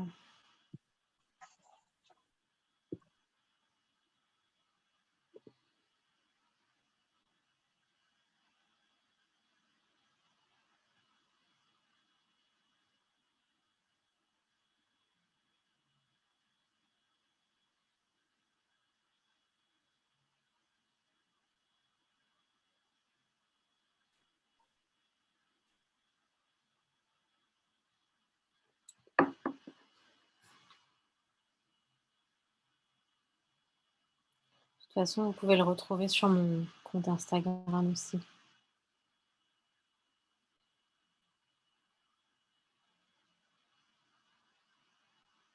Voilà, donc là, je ne sais pas si vous vous en rendez compte, mais en fait, on a vraiment essayé de raconter une petite histoire, c'est-à-dire qu'on voit Margot qui arrive avec son chariot dans l'atelier, puis qui dispose la peinture sur la palette, qui sélectionne la peinture, qui commence à peindre, à faire des retouches, et ensuite, à la fin seulement, on dévoile une vue globale de l'œuvre. En fait, il y a une narration. Faut toujours avoir ça en tête, que ce soit pour les reels comme pour des posts normaux. Ça rejoint l'idée du storytelling que je développais tout à l'heure. Essayez toujours de raconter quelque chose. Mais si vous voulez, parce que je vois que c'est pas hyper clair quand même et qu'il ne nous reste pas beaucoup de temps, ce que je peux faire, c'est vous envoyer une sélection de reels d'artistes que je trouve réussis. Et comme ça, vous aurez tout un tas d'exemples. Génial. On va J'ai faire encore ça. Merci, une question sur le reel. Quand je regarde l'écran là, je vois pas marqué reel. C'est où qu'on les range? Alors, là, Parce qu'il n'y en a pas encore, non? marqué en effet, mais par contre, quand je vais sur le profil de Margot, là, il y a un onglet Reel, en fait. Oui, oui. Et du coup, je vais voir tous les Reels. Mais il faut en avoir fait un pour que ça le mette, sinon ça Non, il apparaît pas. quand on fait. D'accord. Exactement. Sinon, c'est le petit logo, tu vois, à chaque fois un petit logo avec un play dans un carré. Ouais. Tu vois. Des fois, le mot n'est pas affiché, mais il y a juste ça. Oui, d'accord. Et du coup, à distinguer de ces autres vidéos qui, vous voyez, ont des formats très différents et qui vont apparaître dans l'onglet vidéo. Oui.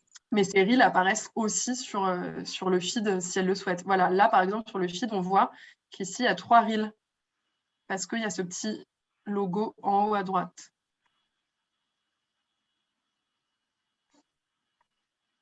Voilà. Bon, du coup, ce que je vais faire, c'est que je vais vous envoyer des exemples assez différents de Reels réussis. Comme ça, peut-être, ça vous donnera un peu d'inspi. Du coup, je passe rapidement sur les statistiques qui sont mises à dispo quand vous avez donc un profil professionnel, donc que ce soit créateur ou entreprise. Donc, c'est des données que vous pouvez consulter régulièrement pour gagner en efficacité. Donc, qu'est-ce qui est important de regarder? Ce qui est important de regarder, c'est les meilleurs horaires et les meilleurs jours pour poster. C'est ce qu'on voit là en bas à droite, Most Active Times. En fait, c'est les jours et les heures auxquels vos abonnés vont être le plus connectés. Donc là, par exemple, dans l'exemple que j'ai pris, on voit que la meilleure heure de ce compte pour poster, c'est à 6 p.m., 18 h. À l'inverse, l'heure la moins bonne, c'est à 3 h du matin.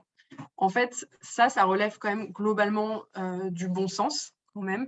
Vous pouvez penser vous-même à vos propres pratiques, c'est-à-dire quelles sont les heures auxquelles vous vous connectez le plus. En général, les heures auxquelles les communautés se connectent le plus, ça va être le matin avant d'aller travailler, le midi à la fin d'une pause déjeuner et en fin de journée quand on sort du travail ou dans la soirée. Par exemple, le dimanche soir, c'est un soir où on est généralement chez soi et du coup, on va pouvoir accorder beaucoup d'attention aux réseaux sociaux. À l'inverse, un samedi soir, les gens sont quand même généralement dehors si on n'est pas en confinement et du coup, vont pas prêter d'attention. Donc, posez-vous toujours la question quand vous devez faire un post, une annonce importante, à quel est le moment le plus opportun pour faire cette annonce. Et donc, cet outil va vous aider des heures et des jours, mais après, c'est aussi voilà, du bon sens. Ça vous permet d'affiner et de voir que 18 h, c'est un meilleur horaire que 21 h, mais disons que c'est des choses auxquelles vous auriez pu penser aussi par vous-même. Voilà, essayez toujours de vous demander si c'est un moment où votre communauté va être connectée. Vous pouvez aussi voir donc des données démographiques sur votre communauté, c'est-à-dire l'âge de la communauté, comme on se disait tout à l'heure, le lieu de résidence, la langue et le genre. Bon, alors le genre de vos followers, c'est vraiment à titre indicatif parce que ça ne va pas beaucoup vous servir. Par contre, encore une fois, tout ce qui est lieu de résidence, c'est hyper important. Si par exemple, je ne sais pas, vous habitez à Paris et vous allez faire une expo à Lyon, vous pouvez regarder si vous avez déjà des abonnés à Lyon. si votre expo a du succès, vous pouvez voir après coup si vous avez recruté des abonnés à Lyon. En fait, c'est vraiment important de voir à qui vous vous adressez. De même pour les horaires auxquels poster. Si en fait, vous avez, je ne sais pas, 50% de votre communauté qui se trouve sur le continent américain et 50 autres % sur le continent européen, bah, va falloir trouver des horaires pour poster qui satisfassent et qui les deux audiences, donc plutôt l'après-midi, par exemple. Si au contraire, vous avez une grande partie de votre audience qui est plutôt sur le continent asiatique et l'autre sur le continent européen, bah, vous allez vous dire, bah, c'est mieux de poster le matin, comme ça, il y a à la fois les Européens et les Asiatiques qui peuvent voir. Enfin, voilà, c'est des choses un peu pragmatiques, mais qui sont importantes de savoir. Et enfin, la dernière chose que vous pouvez voir directement sous vos publications, je vais peut-être vous donner un exemple, c'est les performances de vos contenus. Donc, par exemple, je prends ce post du Centre Pompidou et je fais voir les statistiques. Ça, c'est un truc qui peut vachement vous aider. Donc, vous allez voir d'abord le nombre de likes, de commentaires. Ça, c'est le nombre de partages. Donc, c'est-à-dire si des gens ont partagé cette image dans leur story ou l'ont envoyée à quelqu'un. Et le nombre de personnes qui ont enregistré cette image dans leurs enregistrements. Et donc, 228, c'est les interactions. Ah non, interaction. Ah oui. C'est les visites de profil. Je ne sais pas pourquoi ils me mettent là dans interaction. C'est les visites de profil qui ont été faites suite à la découverte de cette image. Donc, les personnes qui ensuite ont cliqué sur votre nom après avoir vu cette image pour voir votre profil. Et ça, c'est vraiment la partie la plus importante, c'est regarder le nombre de comptes touchés. Donc, le nombre de comptes touchés, c'est le nombre de personnes qui ont vu votre contenu. Mais si une même personne a vu 3 fois votre contenu, elle va toujours s'afficher comme une seule personne. Je le dis parce qu'à l'inverse, les impressions, en fait, c'est le nombre de vues de votre contenu. C'est le nombre de fois que votre contenu a été vu. Et une même personne peut voir votre image 10 fois. Donc, si ça se peut, là, dans les 103 969 vues, il y a une même personne qui l'a vu 10 fois et une autre qui l'a vu une fois. C'est pour ça qu'il faut bien distinguer le nombre d'impressions et le nombre de comptes qui sont touchés. On appelle ça aussi le reach, en fait, le nombre de comptes touchés. Et donc, le reach, ou le nombre de comptes touchés, va être toujours inférieur au nombre d'impressions, puisque une même personne peut voir un même contenu plusieurs fois. Et là, vous pouvez voir, c'est super intéressant, vous n'avez pas besoin de regarder ça à chaque fois, mais ça peut vous aider, de voir si les gens ont vu plutôt sur la page d'accueil, donc le fil où il y a toutes les publications, s'ils l'ont vu plutôt dans l'onglet Explorer, s'ils l'ont vu depuis les hashtags. Là, vous voyez, il y a 800 personnes qui ont vu notre contenu via les hashtags. C'est quand même pas mal. On voit toute l'utilité que ça peut avoir. Et autres, c'est-à-dire, c'est des gens qui se l'ont envoyé, des gens qui l'ont trouvé via d'autres sources. Et donc, en fait, ça, vous pouvez regarder de temps en temps à titre indicatif, mais c'est aussi quelque chose qui peut vous aider si vous voyez, par exemple, que vous avez un post qui n'a pas du tout fonctionné. Vous pouvez aller regarder combien de comptes ont été touchés ou combien d'impressions il y a eu. Et parfois, vous allez vous rendre compte que, certes, vous avez généré très peu d'interactions, très peu de likes, de commentaires, mais en fait, il y a très peu de personnes qui ont été touchées par cette publication. Donc, ça explique pourquoi elle n'a pas très bien fonctionné. Et là, vous pouvez vous poser la question de pourquoi est-ce que finalement, ma publication n'a pas atteint plus de personnes? Est-ce que c'est l'heure à laquelle j'ai posté? Est-ce que, par exemple, j'ai mis trop de texte dans l'image et du coup, l'algorithme a baissé sa visibilité? Est-ce que je n'ai pas posté depuis 6 mois et là, je reposte et du coup, ça ne fonctionne pas? Voilà, vous pouvez vous poser cette question. Ou à l'inverse, parfois, vous allez voir que vous avez très peu d'interactions générées, très peu d'engagement, mais qu'il y a eu énormément d'impressions. Donc, en fait, votre publication a été vue, mais elle n'a pas plu, elle n'a pas généré d'engagement. Donc, ça veut dire que là, pour le coup, c'est vous, peut-être, qui avez échoué sur le contenu et que vous n'avez pas proposé un contenu qui soit suffisamment, qui suscite suffisamment l'intérêt de votre audience. Je ne sais pas si c'est clair ce que je dis. J'ai remis un peu les notions ici. Donc, impression, le nombre de fois qu'un post est vu. Le reach, le nombre de personnes ayant vu le post. Et les interactions, c'est les likes, les commentaires les partages et les enregistrements. Ça, en fait, c'est le plus important. Parfois, vous allez toucher très peu de personnes, mais il va y avoir énormément d'interactions. Ça veut dire que, certes, votre publication n'a pas atteint énormément de monde, mais en fait, elle a énormément plu. Donc, c'est le plus important, en fait, les interactions. C'est l'indicateur le plus important. Est-ce que vous avez des questions? Je vois qu'il y a pas mal de trucs dans le chat. Moi, j'ai une question, en fait. Bon, moi, par exemple, j'ai énormément de femmes qui me suivent, très peu d'hommes. Est-ce que tu penses que c'est un exercice que d'essayer de rééquilibrer ou c'est comme ça? Non, je pense que c'est comme ça. Déjà, il y a beaucoup plus de femmes qui utilisent Instagram de manière générale. Donc, c'est normal. L'audience générale d'Instagram n'est pas du tout à 50-50. Et après, je pense que c'est pas très important, honnêtement. Et je vois pas comment... Parce que par rapport au pays, même, tu donnais l'exemple du pays, tu disais que est-ce que quand on n'est que sur Paris ou que sur la France, c'est important d'essayer de faire, je ne sais pas, de la promotion, par exemple. Qu'est-ce que tu penses de la promotion sur les zones bonne question. qu'on pas? Alors, la promotion, c'est quelque chose qui peut en effet vous permettre d'aller toucher des audiences qui ne sont pas forcément touchées par vos publications actuellement. C'est-à-dire, là, tu pourrais, par exemple, te dire, tiens, j'ai vraiment envie de recruter plus d'hommes et faire de la promotion pour cibler uniquement des hommes. Et ça, ce serait efficace. Après, pour ce qui est du genre, je ne vois pas trop l'intérêt. Pour ce qui est du pays, plus, ou du pays ou de la ville, si par exemple, vous préparez une expo, je ne sais pas, à Montpellier, vous ne vivez pas du tout à Montpellier, vous pouvez sponsoriser vos publications et cibler uniquement des gens de Montpellier en vous disant, voilà, j'ai envie de cibler des gens qui vont se déplacer physiquement à mon exposition, qui vont peut-être acheter, et voilà, je vais cibler des locaux. Donc ça, c'est tout l'intérêt de la sponsor. Après, franchement, ça nous prendrait beaucoup de temps de rentrer dans la sponsorisation. Disons que c'est des petits boosts qui peuvent vous aider de temps en temps. Il faut les utiliser avec parcimonie. C'est important de ne pas mettre beaucoup de budget d'un coup, parce que si vous, je ne sais pas, si vous sponsorisez une publication, que vous mettez 200 €, en fait, vous allez habituer l'algorithme à recevoir de l'argent d'une certaine manière. Je vulgarise un peu, mais et du coup, les publications que vous ferez ensuite et qui ne seront pas sponsorisées, elles auront moins de visibilité. Donc, moi, je conseillerais plutôt, pour ce qui est de la sponsor, d'utiliser des sommes plutôt petites, c'est-à-dire autour de 50 €, je dirais, et de faire ça de temps en temps avec un objectif bien précis. C'est-à-dire aller toucher, par exemple, une cible bien précise, ou si vous avez voilà, un événement important, si vous faites une exposition importante, ou par exemple, vous ouvrez votre cercle, vous avez envie que ça se sache, vous pouvez décider de booster ce post pour lui donner plus de visibilité. Et donc là, vous n'allez pas forcément cibler que des gens qui sont, enfin, pas que des locaux, pas que des gens qui vont pouvoir se déplacer physiquement, mais être plus dans un objectif de notoriété et essayer juste de dire, OK, j'ai envie de faire passer le mot plus largement et j'ai envie que des gens me découvrent par ce biais.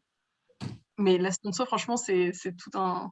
J'ai juste une petite question par rapport à la sponsor. Vu que c'est écrit que c'est sponsorisé, c'est pas dégradant de la part d'un artiste de montrer qu'il se sponsorise tout seul? En fait, alors déjà, tout le monde ne va pas forcément voir que c'est sponsorisé. C'est les gens qui sont touchés par la sponsor qui vont le voir. Si par exemple, demain, tu décides pour ton expo à Montpellier, comme je disais, de faire une sponsor qui va cibler les habitants de Montpellier, moi qui habite à Paris, je ne vais pas voir que ton contenu a été sponsorisé. Et moi, je pense que c'est problématique si c'est fait à répétition. Si on voit qu'une artiste sponsorise systématiquement ses contenus, là, en effet, tu commences à avoir une image un peu biaisée. Par contre, si c'est utilisé avec parcimonie, si tu sponsorises une fois de temps en temps, non, je pense qu'il n'y a pas de souci. Il faut juste le faire avec mesure, en fait. C'est vraiment mon principal conseil pour la sponsorisation, c'est de le faire avec mesure. Merci beaucoup. J'ai une petite question aussi parce que plus en découvrant les reels que je ne connaissais pas, je me suis rendu compte que il faut une bonne dose de mise en scène de soi. Et quand on n'est pas très à l'aise avec ça et qu'on n'aime pas ça, parce qu'on n'est pas censé se mettre en scène constamment, on est des artistes dans un atelier, c'est pas évident pour tout le monde. Voilà, est-ce que tu penses que comment on fait quand on est un artiste qui n'aime pas se mettre en scène, en fait? Je pense, comme je disais tout à l'heure, je pense que c'est important de connaître ses limites et c'est important d'être sincère. C'est-à-dire, si toi, tu n'es pas à l'aise avec l'idée de te montrer, et te montre pas trop. Alors, faut toujours se montrer un petit peu. C'est important de montrer de soi sur Instagram, mais essaie peut-être, je sais pas, de faire, par exemple, quelques photos avec une personne qui te mette en confiance, de pouvoir être bien dans le contrôle de ton image et de montrer seulement des photos de toi qui vont avec lesquelles tu vas être à l'aise. Tu n'es pas obligé de te montrer au premier plan en train de poser, tu vois. Ça peut être, en fait, tu peux te montrer aussi de dos en train de peindre, par exemple. On n'est pas obligé de voir trop de toi, tu vois. Ça peut être juste ta silhouette dans l'atelier. Ça peut être, il y a plein de degrés en fait d'exposition. Ce qui est important, c'est de savoir toi où est ta limite et jusqu'où tu peux aller dans l'exposition de ta personne, quoi. Et une fois que tu as trouvé ça, après, voilà, c'est plus simple et tu peux, encore une fois, distiller ces contenus avec parcimonie. Tu ne vas pas poster 3 photos de toi d'affilée. Mais je ne sais pas si tu as 10 publications à faire, tu peux te dire, OK, une fois toutes les 10 publications, je vais me montrer un petit peu. Après, il y a d'autres alternatives. Tu peux montrer tes mains aussi. J'ai vu plein d'exemples hyper bien sur tous vos comptes de mains en train de coudre, de mains en train de dessiner, de peindre. Et ça, c'est déjà se montrer soi. Okay. Moi aussi, j'ai une question, si je peux me permettre. Merci beaucoup. D'ailleurs, ça, c'est vraiment super d'avoir toutes ces informations si bien détaillées et si claires. J'ai une question à propos de la langue parce que moi, par exemple, j'ai une moitié des gens qui me suivent qui est francophone et une moitié qui est italienne. Et puis, j'ai une toute petite pourcentage de anglophones, américains ou anglais. Alors, moi, j'écris toujours en anglais dans mes posts parce que je me dis, les Français, ils ne comprennent pas forcément l'italien et vice-versa. Oui. Même si c'est voilà, un peu innaturel pour les deux, finalement. Est-ce que vous pensez que c'est un bon choix ou, oui, je pense que c'est bien, évidemment. L'anglais, c'est ce qu'il y a de plus universel. Après, une possibilité aussi, c'est de faire des posts bilingues. Quand les posts ne sont pas trop longs, c'est possible de faire des posts bilingues. Par exemple, je vous redonne l'exemple du Centre Pompidou, qui est un musée français, mais qui reçoit, enfin, c'est pas juste un musée d'ailleurs, mais qui reçoit énormément de public étranger, international. Donc, il faut évidemment qu'on puisse être compris par tout ce public international et potentiel public. Et en même temps, on est un établissement français et les Français ne supportent pas qu'on s'adresse à eux uniquement en anglais. Si on fait des publications juste en anglais, on se fait tacler direct. Donc, du coup, on fait toujours des publications bilingues. On commence par le français en se disant... On pourrait choisir, par exemple, si l'événement a lieu en France, de faire en français et puis de mettre en anglais une traduction. Sinon, si ça se passe en Italie, vice-versa. Oui, tout à fait. Et aussi, j'ai une autre question par rapport à quelque chose que vous avez dit avant, c'est-à-dire la réactivité, le fait que c'est important de répondre toujours à tout le monde. Je ne sais pas si les autres ont eu une expérience pareille, mais moi, dernièrement, j'ai un fou qui écrit du n'importe quoi. Alors, il n'est pas offensif ou quoi, mais parfois, il fait aussi des commentaires sur le travail, mais ils sont submergés par du non-sens absolu. Alors là, pour ne pas l'encourager, je ne fais rien du tout, mais je ne sais pas, est-ce que je peux, à votre avis, tu peux le bloquer. Tu peux le bloquer s'il y a quelqu'un qui te harcèle, tu peux bloquer cette personne, oui. D'accord. Et je peux enlever les choses un peu bizarres qu'il a écrites aussi. Oui, parce que moi, je n'ai rien fait. S'il y a des gens qui mettent des commentaires injurieux ou qui mettent des commentaires hors de propos, il y a beaucoup de robots en fait, qui laissent des commentaires, qui font de la publicité, par exemple, pour des sites qui font gagner de l'argent ou des choses un peu comme ça absurdes ou qui font de la publicité pour d'autres comptes. Ça, n'hésitez pas à les supprimer ou à les masquer. Il ne faut pas hésiter. Quand je dis qu'il faut interagir avec les gens, il faut interagir avec les vraies personnes quoi, qui ont vraiment un intérêt pour votre travail, qui vont vraiment s'adresser à vous et pas qui utilisent votre page comme un espace publicitaire ou pas qui vous cassent les pieds, quoi. C'est pas le but. Ok, pas s'embarrasser de ces personnes. Donc, tu peux soit masquer, soit bloquer. Il y a plein d'options qui sont possibles, il ne faut pas hésiter à s'en saisir. Merci beaucoup. Sarah, est-ce qu'on va finir bientôt pour pas qu'on déborde trop pour toi? Ouais. Je me dépêche de finir avec les outils pour la création et la publication de contenu. Donc ça, encore une fois, Margot a mis plein de ressources sur le site du Cercle. Moi, ce que je vous disais, c'est que l'application que j'utilise le plus, qui est pour moi indispensable, c'est une application qui s'appelle InShot et qui vous permet de redimensionner vos photos, de redimensionner vos vidéos, de faire du montage vidéo de manière hyper simple. Moi, en fait, pour être honnête, c'est la seule application que j'utilise. Et elle est vraiment simple, elle est gratuite. Au bout d'un moment, pour exporter des vidéos, il faut regarder quelques secondes une publicité pour pouvoir exporter gratuitement, sans le logo, mais bon, ça reste gérable. Donc, je vous recommande à toute cette appli qui est hyper bien, notamment pour les Reels, c'est vraiment idéal. Sinon, il y a le site Canva que vous connaissez, très bien, je pense que vous pouvez utiliser sur l'ordinateur aussi pour mettre des contenus en forme. Si vous êtes dans ce souci d'avoir un feed qui soit très, très esthétique, que vous êtes vraiment dans le contrôle de la globalité de votre feed, vous pouvez utiliser l'application MyFeed qui vous permet en fait d'uploader des images en avance et de les changer de place sur votre feed et voir qu'est-ce que ça va donner avec vos publications qui sont déjà là, en fait. Je ne sais pas si c'est très clair, la manière dont je l'ai expliqué, mais ça vous permet de prévisualiser vos publications sur votre feed et donc vous dire « Ah, bah en fait, là, c'est pas très beau si je poste ça puis ça parce que ça va pas bien s'afficher sur mon profil. Il vaut mieux que j'alterne. » Ça, c'est une application qui est bien. Pour créer des stories, c'est une recommandation de Margot aussi, l'application Mojo. Moi, personnellement, je n'utilise pas trop.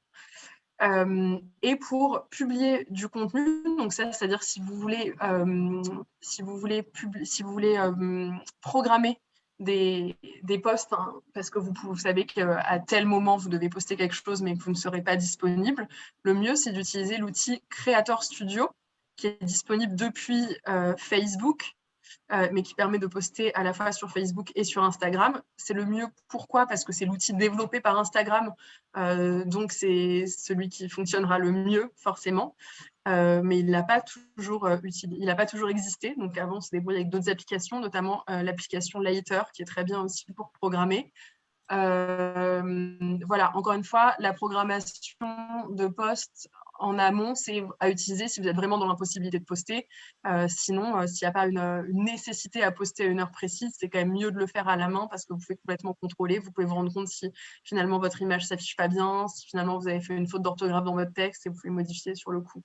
Ça, c'est quand même plus des outils qui sont utilisés par des entreprises ou des très gros créateurs de contenu. Tout ça est disponible sur le site du Cercle, mais téléchargez tout bien InShot, c'est mon conseil. Et quelques idées rapides pour valoriser votre portfolio sur vos réseaux et événementialiser l'ouverture de votre cercle. Donc ça, c'est une slide que j'ai faite la semaine dernière, au moment où vous n'aviez pas encore lancé votre cercle. Donc, je conseillais de teaser bien en amont, mais je pense que vous êtes plusieurs à l'avoir déjà fait. Pour teaser, vous pouvez par exemple utiliser le sticker compte à rebours qui permet de marquer une date et d'avoir un compte à rebours qui s'écoule jusqu'à la dite date. Donc, c'est trop tard pour l'ouverture, mais vous pouvez peut-être l'utiliser pour la fermeture de votre cercle. C'est quelque chose qui va justement inciter des potentiels collectionneurs à se décider ou à vous contacter. Vous pouvez récolter les mails de personnes intéressées en story. Vous êtes plusieurs à l'avoir fait déjà. C'est mon exemple à droite. Et ça vous permet voilà, de vite avoir plein d'adresses et de vous adresser directement à ces personnes. C'est assez direct. Je vous conseille de bien distiller les posts que vous allez faire sur les œuvres qui sont disponibles dans votre portfolio. Évitez de tout donner d'un coup, de tout publier dès maintenant, puisque du coup, il n'y aura plus de mystère et tout votre portfolio va se retrouver sur Instagram. L'idée, c'est plutôt d'espacer bien ces posts et de à chaque fois montrer juste une œuvre et d'inviter les gens à découvrir le reste des œuvres. vous postez une œuvre en disant, voilà, elle fait partie de mon portfolio du cercle de l'art. N'hésitez pas à m'écrire si vous voulez découvrir toutes les autres et vous expliquer un petit peu le concept. Pour expliquer le concept, vous pouvez justement peut-être faire une vidéo ou un live qui permettent d'expliquer ce que c'est que le cercle de l'art. Encore une fois, si vous êtes à l'aise à l'idée de vous montrer. Sinon, si vous êtes moins à l'aise avec cette idée, ça peut être aussi un question-réponse en story. Vous mettez l'outil question et vous dites « Posez-moi toutes les questions que vous avez sur le cercle de l'art » et ensuite, vous republiez ces réponses et vous répondez aux gens. Comme ça, ce sera beaucoup plus clair et vous n'aurez pas eu à vous montrer physiquement, quoi. Ensuite, je vous conseille de communiquer vraiment sur les contreparties que vous offrez avec votre cercle. Par exemple, si vous offrez une édition avec tout achat, n'hésitez pas à faire un post qui montre l'édition et à dire « cette édition sera offerte à tous les collectionneurs de mon cercle ». Si vous organisez, par exemple, une visite d'atelier, n'hésitez pas à montrer des photos de votre atelier et à dire que tous les collectionneurs de votre cercle auront accès à des visites. Si vous proposez, je pense à Talia par exemple, un cours de céramique en échange, n'hésitez pas à faire un post vraiment dédié au cours de céramique et expliquer que c'est une contrepartie. Voilà. Bref, je vous conseille de vraiment faire peut-être un post par contrepartie et d'expliquer en profondeur ce que vous proposez et c'est vraiment un levier pour convaincre des potentiels collectionneurs. Et enfin, j'imagine que il y a pas mal d'entre vous qui commencent à bien se connaître, qui ont peut-être déjà fait des collaborations, il y a des liens qui se sont tissés, peut-être qu'il y a des échos dans vos travaux respectifs. Ça peut être intéressant d'organiser des lives croisés entre certaines d'entre vous pour échanger. Ça peut être des moyens de s'interviewer mutuellement et de parler de sa pratique, mais aussi du cercle, de ce que vous apporte le cercle. Ça peut être aussi, je ne sais pas si vous avez par exemple une personne qui a rejoint votre cercle et qui est une personne que vous connaissez bien, vous pouvez proposer à cette personne de faire un échange en direct avec vous pour expliciter un peu le lien entre l'artiste et son collectionneur, comment ça va se faire concrètement, comment se fait la vente, enfin la vente, oui, comment c'est déclenché l'achat, puis quelles sont les contreparties, qu'est-ce que ça apporte de rentrer dans son cercle. Voilà, c'est des idées un peu rapides parce que du coup, on a déjà pas mal dépassé.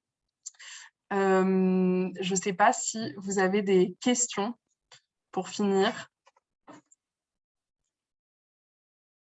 Je vois qu'il y a eu pas mal de commentaires. Ouais, tout ce qui est en commentaire, je pense que c'est bon. Ça va, ok. Je cherche le truc pour voir justement la cible homme, femme, région, etc. Et j'arrive pas à la trouver alors que, enfin vraiment. Tu as bien un profil professionnel? Ouais, ouais. Donc, quand tu es sur ton profil, en haut à droite, il y a 3 petits traits. Ouais. Tu cliques dessus. Ensuite, tu vas dans Paramètres, Settings. Okay. Ah non, pardon. Non, c'est pas là. Ah pardon, en fait, je suis sur mon profil à moi qui n'est pas du tout un profil, professionnel. En fait, quand tu es sur ton profil, tu as un bouton qui s'appelle, en anglais, c'est Insights. Je vous montre. Ah non, c'est tout flou. En fait, on voit rien parce que j'ai mis le... Ah non. Vous voyez quelque chose ou c'est tout flou? C'est tout flou. Ok. Bon, alors, on va faire plus simple. En haut, à droite, les 3 petits traits. Et là, il y a un onglet qui s'appelle Insights, ou Statistiques en français, je pense. Ouais, c'est bon, je l'ai. Ok. Insights. Ensuite, tu as le total de tes followers. En anglais, c'est Total Followers. En français, ça... Ouais. Et si tu cliques dessus, là, tu arrives sur la page qui te détaille ta communauté. Non, mais en fait, moi, quand j'arrive dans statistiques, regarde ce que je voulais, c'est ça, je ne comprends pas. J'arrive sur vue d'ensemble des statistiques, mais ça va à la semaine. C'est détaillé par semaine. Oui, alors tu peux choisir, en fait, la période en haut à gauche. Ouais, ok, ça, ok, mais où est-ce que tu vois C'est là, quand tu cliques, tu vois total des abonnés. Ouais, total des... Il faut les abonnés. des abonnés. Voilà, tu cliques là-dessus. Ouais. Ah, c'est bon, c'est bon, merci beaucoup. Voilà. Et du coup, et donc ça, c'est quelque chose à aller consulter régulièrement pour voir comment votre communauté évolue. Merci beaucoup, merci. Désolée, du coup, en fait, je pensais pas du tout que ça durerait aussi longtemps. J'avais pas conscience. Et là, j'ai l'impression en plus d'avoir quand même survolé pas mal de choses. Parce que évidemment, je peux pas tout vous apprendre en 2 heures. Mais n'hésitez pas surtout à me contacter. J'ai laissé mon mail ici. Vous pouvez aussi me contacter sur Instagram si vous voulez. Après, mon Instagram, c'est vraiment un Instagram privé. Je suis un peu contre le fric. Les cordonniers sont toujours les plus mal chaussés. Mais c'est pas trop quelque chose que j'utilise pour travailler. Mais vous pouvez quand même me contacter dessus si vous voulez, ou sinon par mail ou par téléphone, comme vous voulez. Mais n'hésitez pas, si vous avez même des questions très précises. Ce que je vais faire là, c'est que je vais du coup vous envoyer un mail avec créer une boucle ou rebondir sur une boucle déjà existante et vous envoyer des exemples de reels. Et si vous le souhaitez, après, dans cette boucle, vous pouvez aussi me poser des questions dont la réponse pourrait être utile à toutes. Et tu crois que tu pourrais mettre la présentation parce qu'avec tous Ouais, les... ouais, bien sûr. Ah, génial. Ouais, bien sûr, je vais la mettre. Voilà. Est-ce que vous avez d'autres questions avant qu'on termine? Moi, j'ai une petite question. Est-ce que c'est intelligent de poster nos posts Instagram sur Facebook en même temps directement, ou est-ce que comme les codes sont pas les mêmes, c'est pas top? C'est pas terrible. Ou alors, si vous le faites, par exemple, les hashtags sur Facebook, ça n'a aucun intérêt. Donc, si tu as une page Facebook qui est déjà bien active et que tu n'as pas trop le temps de poster dessus, tu peux faire un repost automatique, mais dans ce cas-là, après, va modifier quand même ton post Facebook et enlève les hashtags, par exemple. Ou parfois, en fait, dans un post Facebook, tu vas pouvoir mettre un lien, alors que dans un post Instagram, non. Donc, n'hésite pas à rajouter le lien dans ton post Facebook. Mais ça, c'est vraiment une solution pour gagner en rapidité, mais c'est pas ce qui est le plus efficace, quoi. Ok, merci. Idéalement, il vaudrait mieux faire des posts dédiés à chaque plateforme. Mais encore une fois, ça demande énormément de temps et j'imagine que vous avez un peu d'autres préoccupations et d'autres urgences que de poster sur toutes les plateformes. Donc, ça peut être une solution rapide. Pense juste à bien adapter quand même le contenu à Facebook et à enlever les éléments inutiles et à rajouter les éléments utiles comme un lien. Ou par exemple, si tu as un tag d'un autre compte dans ta publication Instagram, sur Facebook, ça va mal s'afficher parce que du coup, ce n'est pas un compte qui existe sur Facebook. Tu vas avoir un quelqu'un et ce sera plus un lien sur Facebook alors que c'est un lien sur Instagram. Donc, il faut faire juste attention à ça. Je ne sais pas si c'est clair. Très clair, merci. Ouais. Merci Tara, c'était incroyable. Du coup, juste, voilà, je conclurai juste sur essayer de toujours avoir cet angle un petit peu personnel sur votre œuvre, sur Instagram, mais aussi connaître vos limites et pas besoin de se mettre en scène à fond si vous n'êtes pas du tout à l'aise avec ça. Essayez plutôt de trouver des stratagèmes pour vous dévoiler juste un petit peu, comme je disais tout à l'heure, que ce soit juste vous de dos dans l'atelier, que ce soit vos mains, ou alors vous pouvez aussi refuser complètement de vous montrer et assumer et expliquer ce choix. Et par contre, peut-être dans vos captions, dans le texte de vos posts, vous dévoiler un peu plus par écrit si vous êtes plus à l'aise avec ça. Voilà. Mais tous les conseils que j'ai donnés, c'est un idéal à atteindre dans l'absolu. Évidemment, c'est quelque chose qui demande beaucoup de temps et auquel tout le monde ne peut pas tendre en permanence. Donc, ne culpabilisez pas. Merci beaucoup. Merci à vous. Merci. Tara. Merci. Merci beaucoup. Hein. Merci. Merci infiniment, c'était formidable. Merci beaucoup. Bonne journée à toutes. À bientôt. Bonne journée. Merci. Au revoir. Au revoir. Merci. Au revoir. Ciao et à demain pour la plupart d'entre vous. Ciao. Ciao.